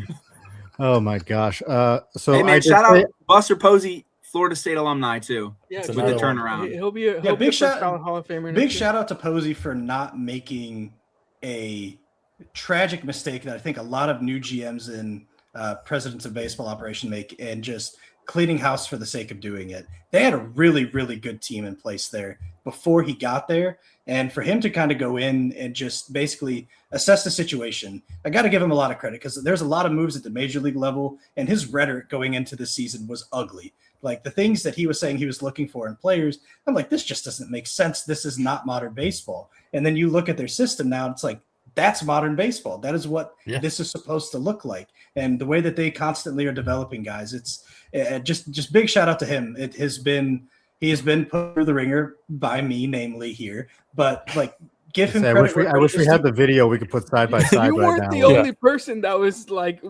ringing the Giants out, though. I mean, you were. But still, the Patrick Bailey trade is a massive gaffe from them because he's completely turned into a 700 OPS again. Like that's a big mistake. But he's completely turned it around. Yeah, the thing I'll say that we're forgetting here is, well, the Vitello frat house is still going on there. But, the thing I'll move on to here that is really great, and I'll say it here, we got a Florida State guy over there, so he'll appreciate this with Bader. The biggest thing that's the biggest W is Harrison Bader. They don't have to pay him anymore. He got ran over. I totally forgot about that. I was going to say that. Him getting allegedly drunk and then run over by a fire truck changed the whole deadline for them. That's the whole reason that they went out and made the moves they did. Turned the tides there. The frat house under Vitello really got it going. And the thing that we don't forget, and Mr. Florida State guy over there, he probably knows the story. He apparently did it at Florida too. He almost got kicked off the team because he got drunk, hopped on a scooter, and crashed into a car in the parking lot on campus. He tried to jump a curb and crashed into it. So it's not his first this is good for the Pro Side podcast. This is good. Before we went on, like before I pressed go live, I said I was going to try to keep the show on the rails. I have failed, I think, to do that. It has gone poorly. So let's talk about trades. How about that? Let's go back to the deadline. The Trevor, you're going to remember forever where you were when Harrison Bader completely saved the Giants franchise. Just remember that. The Cubs and the Mets made a trade, and it was Clay Holmes and Tyrone Taylor for Jefferson Rojas, another arguable top 100 prospect on the move this deadline. And all you hear leading up to the deadline is top 100 prospects don't move, but like they did. You talk about maybe Rojas, you talk about maybe Marquez, you talk about Hope and Namala, like they were moving. Cubs had a deadline.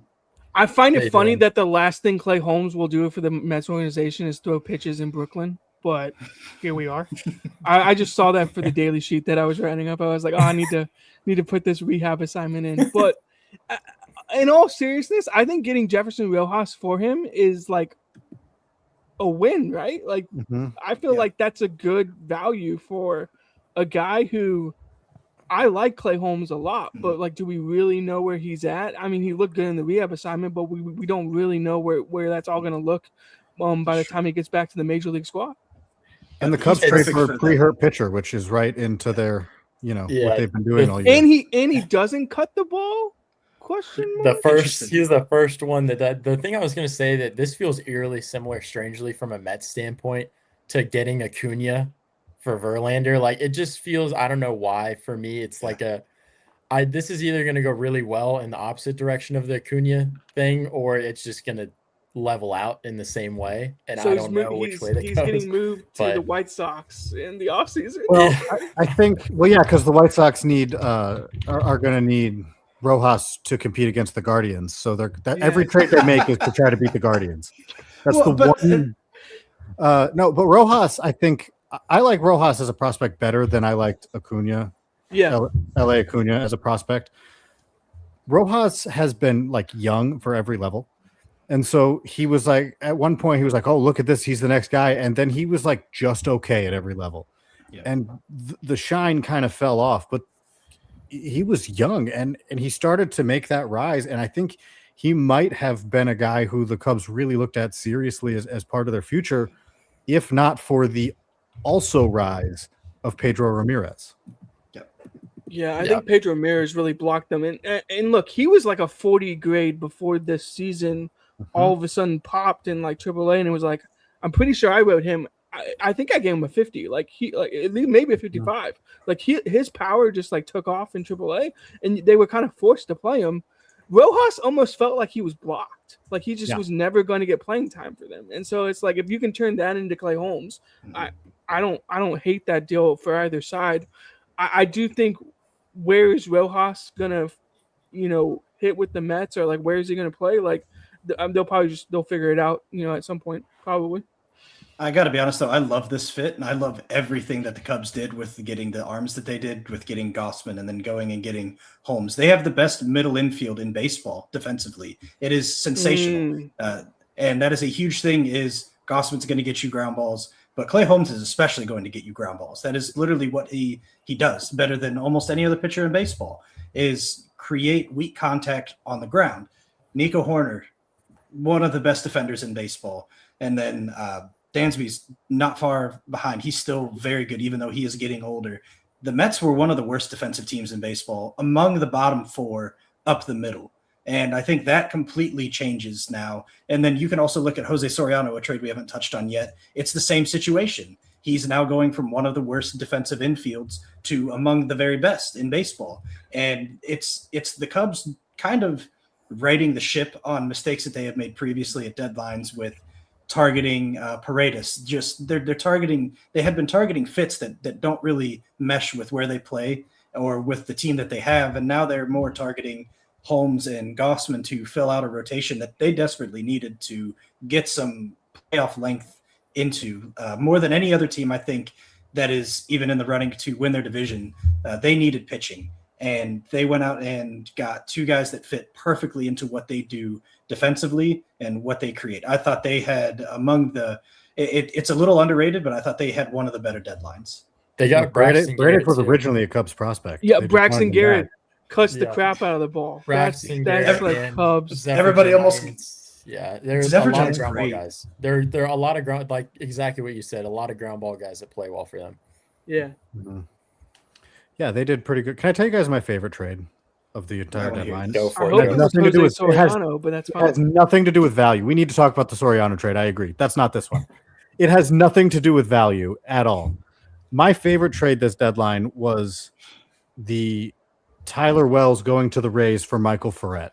Yes. Because it's not that long ago, the Orioles traded Michael Ferret to the Rays, and now they're like, wait, I think we made a mistake. Can we undo that? This went completely under the radar for me. They were like, we need guys with fastball juice because we haven't been able to get guys with juice in our fastball. So let's just go get Ferret back. I will say, I feel bad. I made a promise on this podcast. Like, I forget what episode it was. I was going to see Michael Ferret in Durham, and I missed his start by a day going to one of the games, and I did not get to see him in Durham, Trevor. So I apologize. I will have to catch him off for breaking promises. I think the Tide come back, so don't worry. The Tide are coming to Durham at some point. So they're coming. One of them's coming back. So if he doesn't see him, Trevor, don't worry. If they go to the Knights, I'll go see him for him, and I'll make sure. So one of us will see him at some point here. You know who really loves Michael Ferret? Nate. Oh, yeah, Nate's a big guy. I'm a big Michael. Nate, how do you feel about this trade? I thought it was. I'm shocked they traded him in the first place. I got his report. I did it this past January, and I'm like, dude, how can they even justify moving this guy? I get Bass is great, and he's turning around pretty well since some of the early season struggles. But I'm a big Ferret guy. I think he's got 2+ breakers, and his fastball is getting to the point where it might be a plus offering as well. He's got a fastball mid-90s. I've talked about this on the pod before. He's got the death ball curveball, and he's got this sweeper as well. It's like a tight breaking sweeper, and he gets some crazy chase numbers. The zone rates kind of hiked up this year. That's kind of been his main issue. He was running around a 7% walk last year, a little over 10% now for the walk rate. So the zone rates aren't really there. He's got to work on the command a little bit and the control with some of these offerings, but I mean, he's still getting the chase. He's still getting the swing and miss despite that.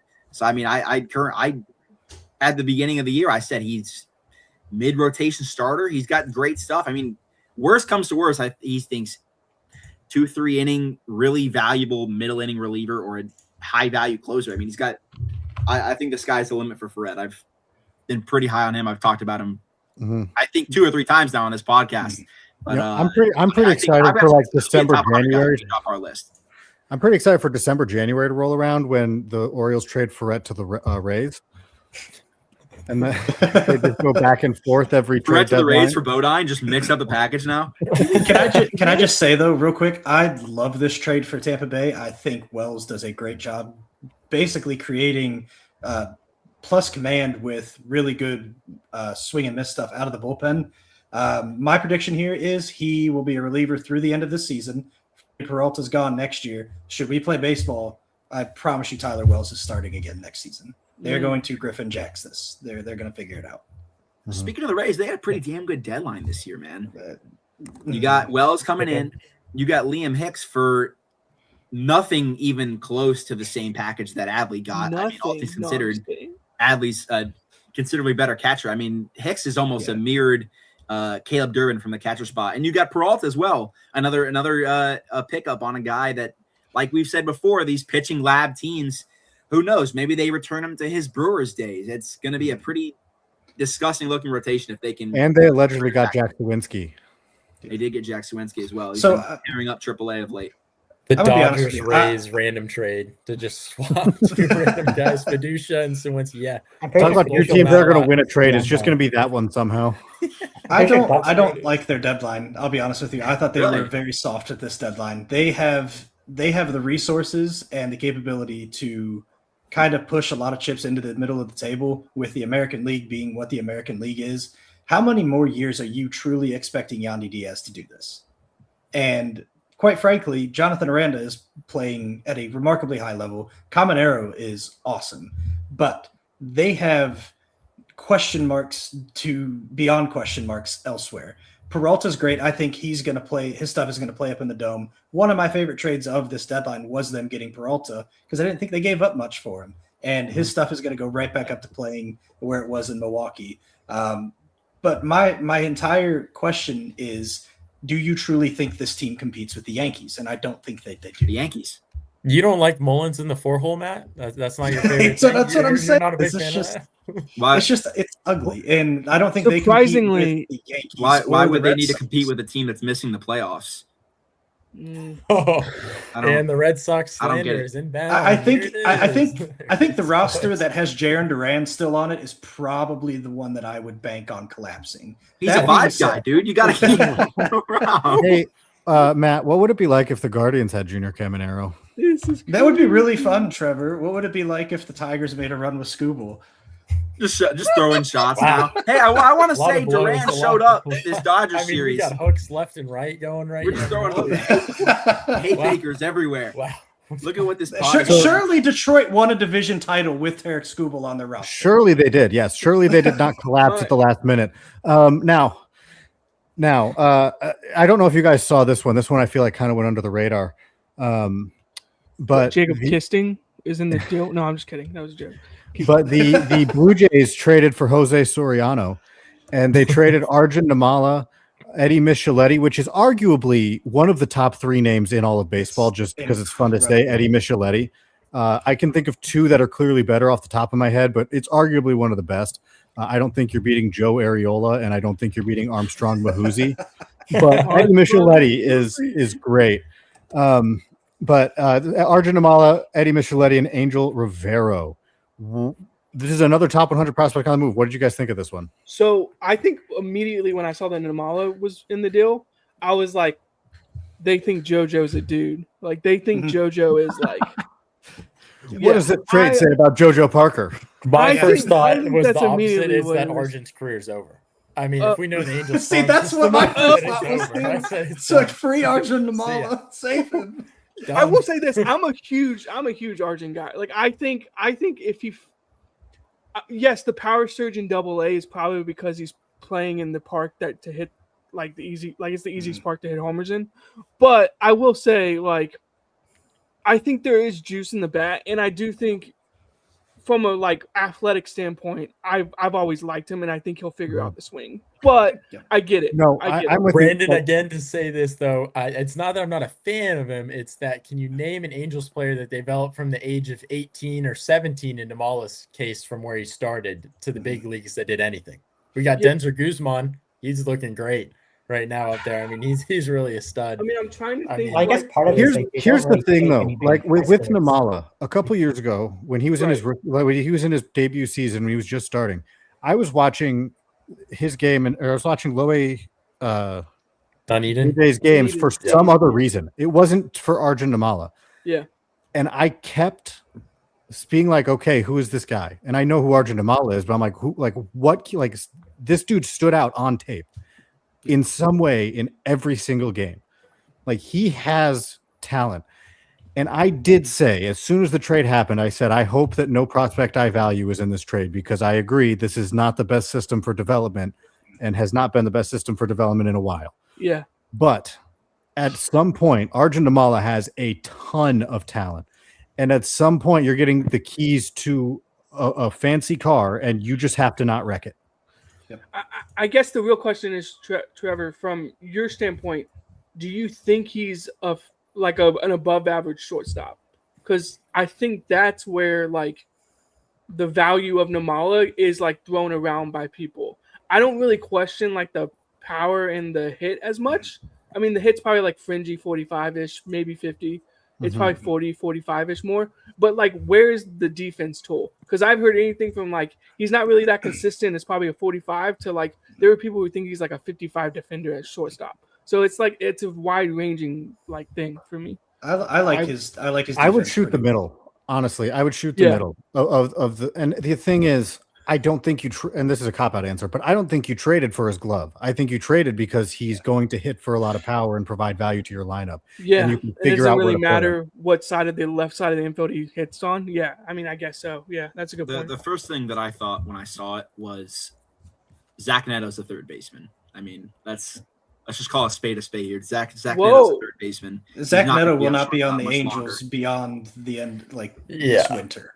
I'm pretty shocked Neto didn't get traded. Honestly, They had such a high bar and nobody met what they wanted. I mean, I guess really to be fair, they were asking for like Franklin Arias plus, which is just absolutely ridiculous. But I think it will end up being Neto third base, Namala shortstop. I do think he does stick as short.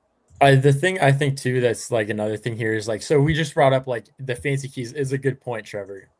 What happened to Logan O'Hoppe? That's pretty fancy keys to a nice car that they got, and look at where he is now. Like he getting shipped out for. I was never a Logan O'Hoppe guy, to be fair. And as we know, if I'm a fan of a prospect, that means they're good, and if I'm not, that means they're not good. But yeah. I always thought that there were the holes there, and I think they just I don't know. Not that there aren't holes in Namala's game, but I don't know. Namala reminds me a lot of like a lot of guys they've taken. It's like Adele, Jordan Adams. They had O'Hoppe. They had Brandon Marsh. A lot of guys are toolsed up to the house, and it's just guys that you don't see anything from. Like Guzman was Look that at way the for one Ron season Allen. from Joe Adele. If they can line up this one season from all these guys, they're going to be really good. Yes, Taylor Ward. I mean, Taylor Ward was another one. Ward just like completely shifted his profile, which like, by the way, that's a trade that I just flat out disliked very strongly from the Mariners perspective. Is you traded for a guy who basically just went super passive and doesn't hit for power anymore, and he's now going to play in one of the least power friendly stadiums in all of baseball. I just think as flawed of a team as the Mariners are, they went out and got more flaws. And I thought that was just really interesting. But like on the terms of Namala, I do think that the interesting part about what the Angels are doing is we have not seen them develop hitting. We're seeing them develop pitching, which I think is really interesting. But I thought, that's the whole thing. Because you were on their pitching pretty early, and you had probably said that Walbert was a reliever, and then he continued to show that he was like, dang, this guy's like pretty good. He's sustaining his velo, and they continue to do really well developing pitching to a certain degree. But it's like there aren't many organizations that are this bad at developing hitting. And as frustrated as I can become with my own team personally, it's nothing close to what the Angels have been doing, both under the surface and at the major league level. Here's the thing. Here's what I think we're not bringing up. When you bring up Joe Adele and you bring up these guys who are tooled out and you know, Denzel Guzman's another one, right? Tooled out, but what are you going to do with it? Those are guys that came into the organization from the jump. Arjun Namala is a tooled up guy already in Double-A. right? Like this is not a we have to develop it fully. This is a we have to push it across the finish line, which to me would mean just let him play some baseball. Like I just I don't know what I don't know, but I Surely think they that can't we are mess it up. starting from a farther along point, and I think that matters. No, it absolutely does, and that's why I kind of like it. We've also buried the lead that the pitcher that they got back in Jose Soriano. I guess maybe I'm a Soriano truther of sorts. I've been on this guy since like 2.5 years ago. Yeah. I think he's absurdly talented, and I think the Blue Jays are just going to be like, we got this guy for multiple years. Like, let's see if we can cook next year. Like, I know someone I was talking to mentioned like, well, they're in last place in the East, and it's like, yeah, but this isn't a rental. Like, this is a let's get this guy on our team, and then like let's see what happens like next year. Like the slurvy knuckle curve he throws is disgusting. The sinker is nasty. The slider is nasty. Really, it's about like, is the four seam good enough? If the four seam is good enough, he's a good pitcher. So I like Soriano a lot, and I think pitching in that dome in Toronto is awesome. Yep. Definitely will play up, I think. And again, it's like we touched on with Holmes. He is built to succeed in Toronto. They have excellent defense behind him. Now, they did just trade Varsho, but all around still, that is a terrific middle infield. I don't know how much longer Andres Jimenez continues to have the reins at shortstop, given that he is flirting with like a mid-50s WRC plus, but he is still the best defensive infielder in baseball. And they are going to put him behind Soriano now as they move through this. I thought this was an excellent way to reacclimate what they lost with Gossman. They were going to trade Gossman regardless. A rental piece really didn't factor into anything beyond the season. They've now gone out and got somebody that they can hopefully get into with this team for the next 2 years, and their bats just hopefully figure it out, because that's really where they have been let down the most, is on offense. You know, I don't think we've talked about the Angels enough, so I'm going to bring them back up. Oh, please do. Yeah, I don't think I seriously I don't think we've talked No, about it I'm enough. with you. They made moves at this deadline, right? So they back a few days ago traded Logan O'Hoppe and Chase Silseth. They got Angel Arredondo, right? They were just, I think, dumping some salary. They got Nacho Alvarez Jr. for Brent Suter. They got Kyle Robinson for Kirby Yates. They got Moises Ballesteros and Mason McGuire for Ryan Zefferjon. They got They got Jacob Kozar for Joe Adell, and then the trade we just talked about. Now, this is a team that's under new decision makers, right? John Mozeliak, who ran the Cardinals for a long time, he's in charge now. They had a salary dump at the beginning, and then they've gone and they've traded for a bunch of prospects. I can't tell, well, some prospects and some, like Nacho Alvarez Jr., who's MLB ready-ish. But platoon bat, yeah. What do you guys think of the deadline as a whole? This is Mozeliak's first in charge of the Angels, and I think it's going to be a long road, as we could all probably guess. But this is like a first step for him. It's one for me that, I guess I had a lot of opinions on it. I thought it was very, very strange. I think they went in a lot of different directions, and I think on paper, a lot of people are going to say that they won a lot of deals that they made, and that's fair. First, I saw Kozart a lot here. I'm not a big fan of Kozart, but it's something that you heard Mozeliak talk about a lot. He's a guy that he was talking about. They want leadership and the right guys behind the plate after the Hoppe trade. When he was on there, I think he was on the broadcast or something. He talked about how Hoppe wasn't a good fit for leadership and stuff like that. That was a huge he thing. called him out. And now they're going for Kozart, which that's kind of his MO. And he's been a high defend type of guy, but the bat's not really there. Interesting one. And then you move on to the Nacho Alvarez thing. I think it's like you get a lottery ticket for Brent Suter, who you don't really expect to get a lot for, but he's a local kid, went to Riverside CC. So, it's something that you bet on. And the Namala deal, you do that. And Micheletti was an ACC standout too. So I got to see him a lot. He's a fun one that I think could end up like possibly being a guy that is the most productive guy in that trade for them. Shockingly, at some point, if Namala just kind of fizzles out because the contact rates. So I don't know. It's just very, very confusing to me, I think. I think they're cleaning house. That's what I took out from this deadline for them is a lot of these profiles don't match. A lot of these profiles are very mixed. Like you touched on Cozart. Cozart was glove first that Cleveland made some attack angle and launch adjustments with, found some power, sold high. I don't really think there's much to Cozart besides being a backup catcher because he's a great defender. But with the rest of what they got, it's a mixed bag across a lot of these profiles. And to me, what it shows is they're cleaning house. They're bringing a whole new team in this offseason, more than likely, and they're going to get fresh eyes on everything that they just got. They're going to look at a lot of these guys less as a farm system and more as parts to put together to start a car. They are going to fully revamp what they are going to do organizationally, especially on the hitting side of things. And those that succeed, great. I think Namala is going to be really what they kind of build around within this farm system now. It had been Christian Moore, and obviously that has just not gone well at all. But again, I think Christian Moore is a lot more of a product of their sincere lack of ability to develop anything. They are going to strip this down to parts. Mosaic is going to have basically free reign to do whatever he wants to build a hitting director, pitching director, and then go from there. Are you sure they didn't just develop more really quickly? Because they pushed him, he was drafted, and then they developed him very quickly up the ladder. But when I watched Christian Moore at Tennessee, that's the one takeaway I had. Is like, yeah, he's ready next year. Yeah. So cleaning house, sure, happens, right? Don't love it when it happens to your franchise, but it happens. At what point are you wasting steps, though, just going and getting anything and trying to reevaluate? Why are you not attacking a certain profile? The Cardinals rebuilt very quickly. They weren't cleaning house to clean house. They were cleaning house and getting profiles that they liked in return. So at what point are the Angels just like kicking a can down the road for no reason at all? I think part of it has to do with Matt I'll let him talk after this. Just a quick blurb.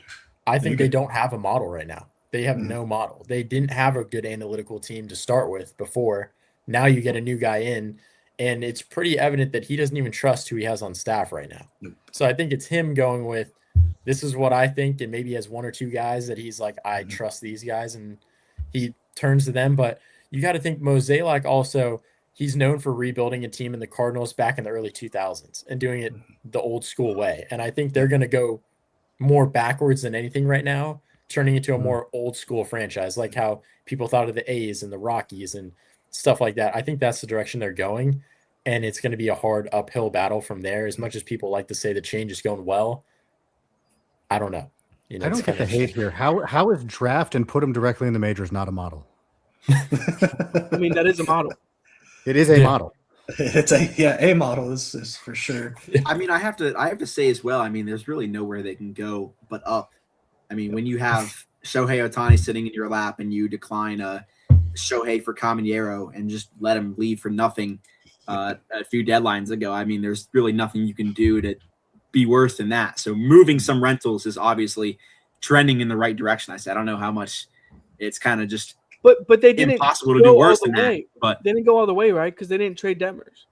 No, they went. I think it's a new thing because Artie in the past has been known to have a hand over all the operations, and I think he finally let go. And they traded controllable guys for the first time like ever. So this is a thing for them that's new, and I think if they were going all the way, I just think they weren't ready to give up Neto and Detmers unless if they really knew what they were getting back. And I think even the Soriano deal, I think it only happened because Namala, like face value, you bring it to Artie and say, hey, we're getting a top 100 guy that's in the top 60 guys in the league. He's gonna be like, great, sign off, we're good. Yep. It's kind of, I think that's where they're at. Okay. I like Mason McGuire too. Just wanted to point that out. I do think his fastball. No, I do think his fastball is like good. So there's something there to like possibly get him to a back end starter role. But it's also, I don't know. Way to commit. That's Bloodlines too. That's Mark McGuire's son. It is. Right? Well, it is. Yeah, no, it is. Go. Yeah. Played him in Pony Ball. Fun fact. There you go. How'd you do? struck him out. And when I asked Let's River Guard to go. sign my ball after the game, he said, next time don't strike my kids out or else I'm not going to sign for you. And then he took my ball and signed it for me. But that's why he's a PO, I was JB. gonna say, it's a weird brag. You're saying you struck out a pitcher. I mean, it just well, this is this one we're 10, so it's kind of Yeah, no, that makes sense. Are you ready to accept responsibility for turning him into a pitcher only? Yeah, 100% ready for it. He probably took him home and said, "You're pitching. It's over. You struck out to that bum that only played D3 ball. It's over." That guy. That guy. But funny enough, Done. Trevor, where did he end up on our list for the Cubs? Because I know you messaged me about him, and I was like, I guess he's a 45. And again, this is me like not being committal, but like the fastball is good. It's just like I don't know where the rest of the mix ends up. But yeah, before the absolute decimation of every single one of our top prospect lists. Yeah, we might as well just make new lists. We might as well. He was at 12. Yeah. Okay, no, 12. for real. Like we put so much work into this. By the way, okay, if you want to see all the scouting reports we wrote, it is all on PLive Scouting. Like that is on the website. If you have the, I believe if you are subscribed to the correct tier, you pull that side thing, you go to PLive Scouting. Every scouting report we wrote is there, and we are beyond 30 deep for every single team. Like we have scouting reports on scouting reports. This team put in work. I cannot speak highly enough about the pro side team and all the evaluations. And I know Grant Carver did some of them. Billy McMahon did some of them. They deserve shout outs. But Brandon, Matt, and Nate were crushing reports the entire time. And I cannot speak highly enough about them and about the quality of their reports. So it is a great tool to have because we have the deepest available scouting reports on players, I think. And it's all in one place. So go check that out if you have not. I think this is a good place to drop that. If you want to see what the list looked like before the absolute decimation of them, you can do that. They're on the site still. I have we're going to have to update them. We'll let you know how that's going to come out. But like we put a whole lot of work into this for them to get absolutely destroyed 2 days later. A lot of copying and pasting. But that being said, I think we've talked about most of the major trades here. So I have a question for you guys. And if I missed a major trade, please tell me. I'm not that smart. So if I missed some, let me know. But I have a question for you guys. Who is your favorite? And let's go outside of these top 100 prospects that got moved. Who is your favorite prospect that got traded during this deadline? Could be the last couple of days, could be today. I'm going to tell you mine while you think about it. I'm not that mean where I just open it up and don't give you time to think. Mine is Jace Beck, who got traded from the Cubs to the Marlins. I think that is a super interesting story and a super interesting profile. He was like a journeyman minor leaguer.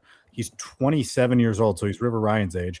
And he was brought on as a minor league free agent, and he was a reliever for some of the year. The Cubs started stretching him out when they needed starters, I think, and he started to look pretty good, and he worked his way up, I think, high A, double A, and ended up in triple A. I think this is a guy that the Marlins could use as a spot starter to see what you have, and they could do it right now. He was a super interesting report that I got to write for the Cubs. Speaking of, we were just talking about them. He ended up at 19th on the list before he was traded, and it's an interesting pitching profile. I'm pulling it up right now so I don't say anything incorrect. That's why I'm vamping a little bit. But I put a 45 on him. He's got a good fastball. He's got a decent slider, and he's got enough command to make it work. He's got a big frame too. I think he's like 6'9" frame.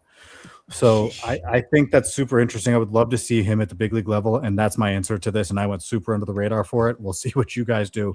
Does anybody have theirs ready to go? Because I just talked for a while. I think I have mine ready. All right, Rob. I like Jace Beck as well. Like he's someone who I call in my Dynasty Baseball Pickles series that I have on PLive. Jace Beck and also Brandon White is another guy in the Marlins. Like a little bit older. White is 26, so pretty young compared to the River Lions and Jace Becks. But he's another guy who's like pretty old, but at AAA pitching very well. But the guy that I like who got traded was Juan Martinez, who's another guy I called out. He was I believe traded to the Rockies for Tony Sensatella, and he's another guy who really popped out off this year. Like, let me just check it. He had some pretty good EVs. And also like the bat to ball is very good. Like equal number of walks and strikeouts, so you like to see it. And also he's playing the infield a lot. Not so much. He was shortstop a bit, but now it's like more of like that second base, third base profile. Not sure where he sticks. but he's another guy where like good amount of power, good speed, like just a good all around hitter that's going to stick in the infield, and a good get for the Rockies for Sensatella, which is kind of crazy, like how Sensatella sort of pitched this year. I'm going to tell you right now, the Rockies have this reputation, and I won't say what the reputation is, but we know it's not great. The Rockies right now have a very interesting system. You want to add Martinez into names, like Wilder Dalis and Sebastian Blanco. They have this this group of infielders who I think you end up ranking in the 15 to 20 range that could very easily in a year or two be there like 1 to 5.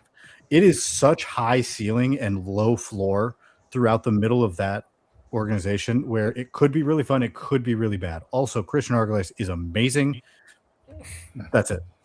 That's all I got. Yeah, I feel like ever since Paulo Di Battista came in, he's sort of really revamped that team and talked about him. Is He's it got them concerning going like that an actual direction of late rather than kind of just Yeah. direction? is it a that's little just concerning wandering. that they only have 7 out of their top 30 prospects are pitchers? Only 7. Slightly. So hard for me to want to rank or pay attention to Rockies pitchers. I know that's not fair and not good, but like also it's the Rockies and pitching. Realistically, I think Gabriel Hughes is like the only guy who has a chance to pitch in Coors. That sounds awful from like when you hear it, but like it's just so tough to find pitching that can pitch in that ballpark. Right. Go all in, get submariners, get 14 submariners. And let's get rolling. Just get funky, man. Just get funky and score 8 runs a game. That's the game plan. I think I have my guy, and it was at the buzzer with this, or not at the buzzer, but I love Henry LaLanne. Like, I gave him a 45, writing him up this He's also tall. preseason. Yeah, I mean, he looks like he should be on a basketball court. I think that's how I started my report. Is he looks like he should be like a NBA wing, or like he's 6'7", 211. I think he's 6'7", 211. Like he's a big lefty, and he's a Bronx native. I was like, there it is. Bronx native. We gotta shut it off, man. So like he's a New York. He's like a New York guy. We gotta go. He's a New York guy, and I think he touches like mid 90s. I think I like his pitch mix. Like the sliders like low 80s, but it's good. He throws like a sweepy, like slurvy, like low 70s, like curveball. And then his changeup is plus. Like if you're gonna tell me that a guy is 6'7", dang, I said it again. If a guy is that tall and throws a plus changeup from the left side, then I'm like buying into a guy like that. And plus, I think his command is like really good. Like I think he's gonna be a back end starter for the org. I just think he's gonna end up being a backup starter, a back end starter. So I like the plus changeup. What? Right, health has been the biggest thing with him. Yeah, that's the biggest thing for him is he just hasn't pitched enough. But when he is on the mound, he's really good. For sure. All right, I'm gonna shout mine out before anybody else takes it. But I think I'm gonna know go it's Ianson with Joniel Hernandez picked up by the Giants. So going back to the deadline that they've had, the Padres that they talked about him very highly. He was their top international signing. It sounds like he is going to stick up the middle with some real like plus potential defensively. It's crazy bat speed. It's very, very loud contact. And I mean, we don't have much data given that he's still in the DSL right now. I mean, he's just 17 years old right now. So it's very projectable, but I found some numbers here in the last 20 years for 17-year-old 5'10" and up shortstops. He is in a group of just 5 players that with a walk to K greater than 1 and an ISO over 200. And that group includes Jesus Mate, Elian Pena, Diego Frontado, Wander Franco. We're going to glaze past that. And Joniel Hernandez. So it's a very toolsy, projectable profile with a lot of power, a lot of bat speed. And it's going to be a really fun one to watch, especially with him probably making his complex debut next year. He was 12th on the Padres list before he got traded, and that's mostly just because it's really like weird to rank DSL guys because you don't want to push them too high because there is just such a high risk factor there. But and to be fair, it was one of our worst evaluators, if not our worst evaluator, wrote the report. And that's me, by the way. And he signed for $1.5 million, right? Like that's good money. Like he clearly has the tools. He's got good speed. I am with you. I love that acquisition by the Giants. I think I have mine. Yeah. Which Guardian? I'm gonna go. Is it Will Dion? No. First off, I would like to say though, Kyle Manzardo just got optioned to AAA. Secondarily, Braden Taylor, I think, is among my favorite from this trade cycle. Last year was a terrible year for him. Just really, really bad. Hit under 200. Just could not get anything going consistently. And he said in an interview with Fangraphs that it just kind of snowballed his confidence and his mechanics just weren't right. And that's something that he and Tampa Bay really, really worked on this offseason coming into the season. They were trying to get him more on a level path through his hips. And through that, it created the loft with the bat that he was looking for. And he was able to kind of take a step back and stop having to try and create so much of it with his upper body. And it's turned him into a much, much better hitter. He has rebounded. He is OPSing just shy of 900 in AA with Tampa Bay. I think this is a great piece for Miami to get back because Miami is, along the lines of Tampa Bay, extremely analytically inclined, very in sound with the kinetics and the moving parts of a swing. You've seen them do it with a lot of guys like Heriberto Hernandez, who was on the cusp of possibly being traded at this deadline. They have found what they really like when they target bats now. And I think Taylor is going to get into this system and he is going to continue to play as well as he has this season. And I think he is poised for a big rise when we get in through this offseason. Yeah, I guess I'll take it with this one too. And similarly, it's another Rays guy. I'm going with Emilian Petrie. I really loved him this year. A lot of high zone contact. He's a guy who's going to work gap to gap. The Mets, they've kind of turned some guys to find a little bit more power, but I think he's just the top of the order type guy that I think he pairs well with like the AJ Ewings of the world that they had, and he could have a very similar type of rise to that in their system. So that's a guy I think they'll do really well with that type of profile. Okay. Biggest winner of the trade deadline. Don't think, just go. Orioles. Nobody went. The what? The Orioles. Baltimore did incredible this deadline. They just got back the best arm that was traded at this deadline. They, among other things, Gianmarco Reyes, it wasn't just the Adley deal. It was multiple trades that they had made. They did very, very well. They basically completely restocked what they needed to restock in their farm system, which was outfield bats. Shout out to Nate's Red Sox for that one, as well as the Twins.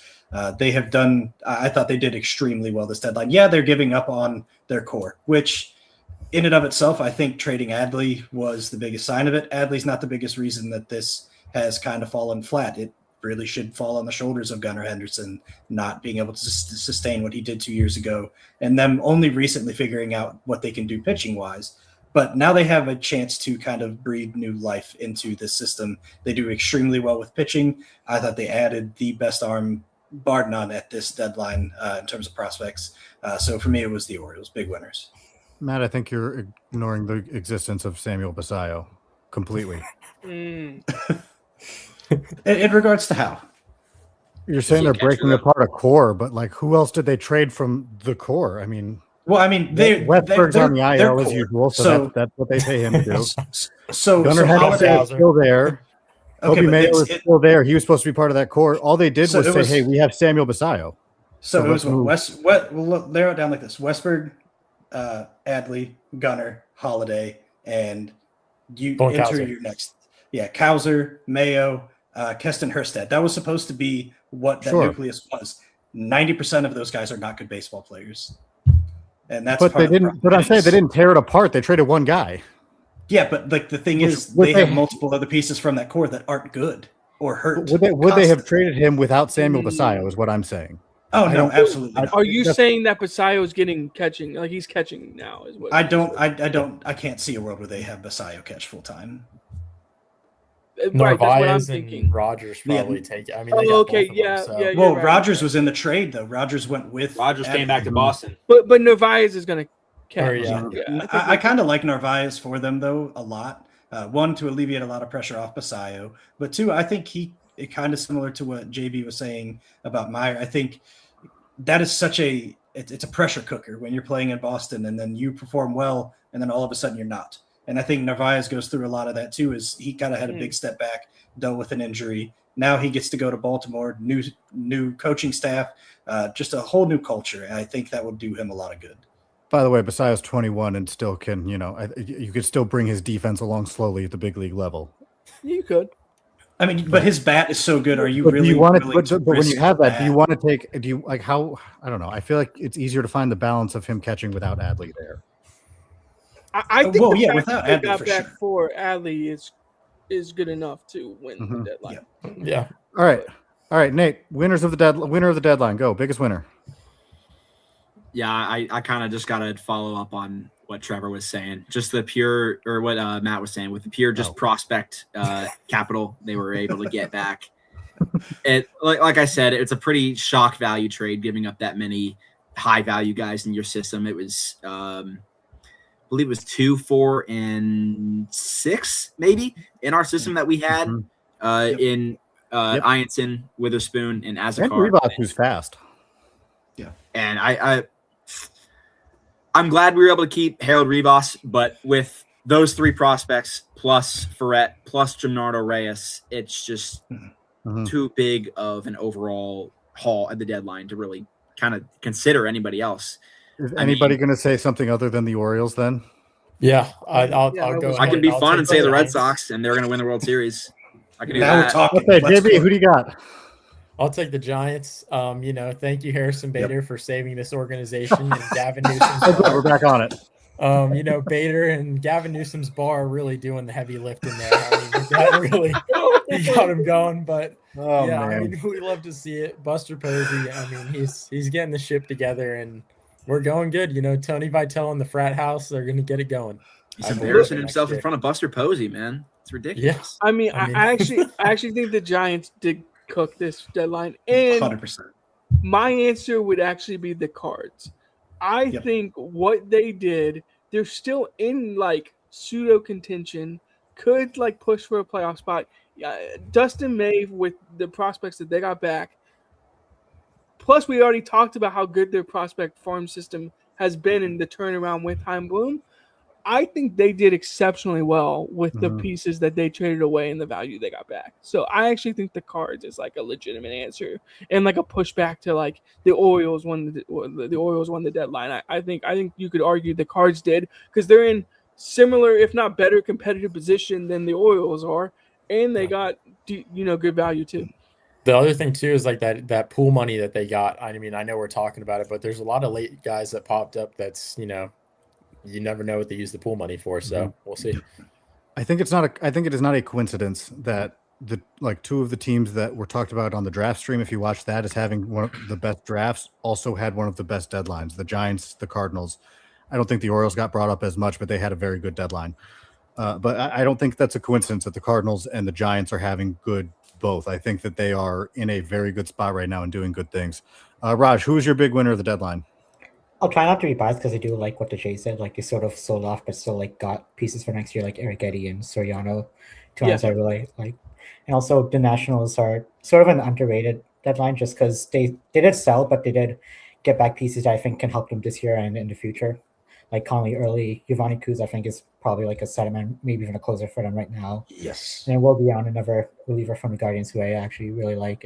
But At the end. I think I think my winner, it's probably like a little bit weird, but probably the Cubs just because like they acquired so much. They did trade a lot, but they did acquire a lot in return. Like they basically revamped their entire starting rotation, like Clay Holmes, Kevin Gausman, and also like I guess just a little bit earlier, but David Peterson, and then also like Brassie Garrett as sort of like a depth guy. And the Cubs, like their whole issue was pitching, so it was very obvious that they needed to address that, and they addressed it in a big way this deadline. So I like that. I think those are all great answers. I think you're all wrong, but I think they're all great answers. The biggest winner, do you guys want to know the biggest winner of this deadline? The Braves are doing the most Braves thing. The MLB owners. Training. Oh, I was going to say the fans because that was crazy. Are you kidding me? I couldn't stop getting notifications about that. There were so many trades. This was that an active deadline. I mean, they ended up not like very moving active. Detmers and Neto and like there was Yeah. bigger names that didn't get moved, but it was a very Mhm. active deadline. Yeah. Very Also, active like, deadline. would just kind of like to shout out my Guardians for not sitting on their hands again. That was nice. We actually did something. I really like Griffin. I think Griffin adds great depth to the rotation. And then Nathaniel Lowe basically letting them get to throw Manzardo back to Columbus to fix whatever is going on there. But I think Adele is going to help them a ton against right-handed bat or against left-handed pitching. I thought they had a pretty sneaky deadline. Them and the White Sox both. They both kind of kept with the same pace that they wanted to keep with, which was avoiding trading from the top of their farm. And when they both can succeed in doing that and stay competitive, I think that puts them both in a really good spot. I think Cleveland right now has two of the hottest pitchers in the American League with Gavin Williams and Parker Messick. And I think if they can at least attribute some level of offense behind them, then we are going to actually see that division race get hot again. Because right now they're sitting a couple back with the six of us hitting at the bottom of the order. Now they actually have some sustainability there to back up the pitching finally. Do you know how college football, they have the things that they tap as they run out onto the field? The signs. Yeah. Like right behind like Matt's computer, he has a sign that says talk about the Guardians right before every podcast he touches that. He gets ready to go. Jose sits above my head every single podcast. So. Remember, we didn't talk about the Braves, but they did do like the most Braves coded 2 trades I've ever seen. Like, I'm not saying that like Male and is gonna be anything, but I just think it's funny that like they made those deals. I kind of chuckle when people start saying that. They needed Molly though. That's the thing. Yeah, they do. The Braves got Lane Joey Thomas. Bart for Duncan Davitt. They traded. They got Tyler Uberstein for Eli White. Yeah. Brent Suter for Nacho Alvarez. Tyler Lane Molly, Thomas, baby. Lane Thomas and Scott Blair. Who was the other? Yeah. They got an arm too. I'm forgetting. All aboard the Lane train. He's gonna kill Scooble again. Yeah, Lane Thomas was like the one where people were like, "Well, Lane Thomas is gonna hit like 1,000 OPS as a platoon bat." Like we just call it already. Yeah. He'll homer in Game 7 of I'm the pretty World sure they Series had to get again. Lane Thomas. I'm pretty sure they had to get Lane Thomas so they could compete against the Guardians. 100%. They were in that market. Like actively, like Cleveland was very close to getting Lane Thomas back. Different kind of competition, but So I think this is a good time to wrap up because we're all getting loopy. I want to shout out JB Sebastiano, Brandon 2, and Raj for coming on with us today. Thank you guys so much for joining us for this 2-hour endeavor that we went on and being here the whole time. I thought they did a great job. And of course, Nate and Matt were here. I was here. It was a great time was had by all. Make sure to follow along Prospects Live to get all the content. Matt and Brandon, I know, are pushing out these under the hoods, and they are fantastic. JB, what have you guys been cooking on the draft side? We're starting to get stuff going. The next cycle's coming soon. I've been out at the park in Cary to watch both the collegiate and 18U teams, so that stuff will be coming out soon. Kind of my favorite guys from that, but yeah, that's what we got. Roughly a year till this next class comes through here. We do. Dylan Seward, you better get ready. It's coming. So. Any prep guys I need to like lock in on? From Depends. I mean, yes, but a lot. we might not know yet. A lot. There's quite a few I could name right here, but I'll leave that for another time. Fair enough. Raj, what do you got coming up? So I've just been chugging along with my midweek edition of the Dynasty Baseball Pickle series on PLive. It comes out every Thursday usually. Sometimes I submit a bit late and it comes out on Friday. It is what it is. And also recently I went to almost a month ago. I went to Rochester and I wrote my first Live Looks article about the Rochester Red Wings. Yes. Mm-hmm. And a few of those guys. I don't think any of the guys I wrote about got traded, but a few of those guys, like I've got called, like I did write about Harry Ford, even though I don't like Harry Ford. And then Jackson Kent, I think he's probably getting called up soon.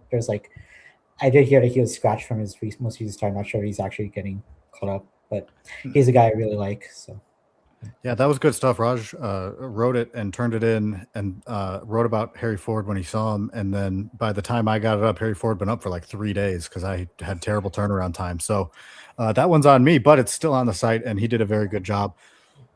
We will be back at our normal time next Monday, which of course is 7 p.m. Eastern time, 6 p.m. Central. And we will be going for an hour, but special day, special times. We were on for about a couple hours here. Thank you everybody who tuned in.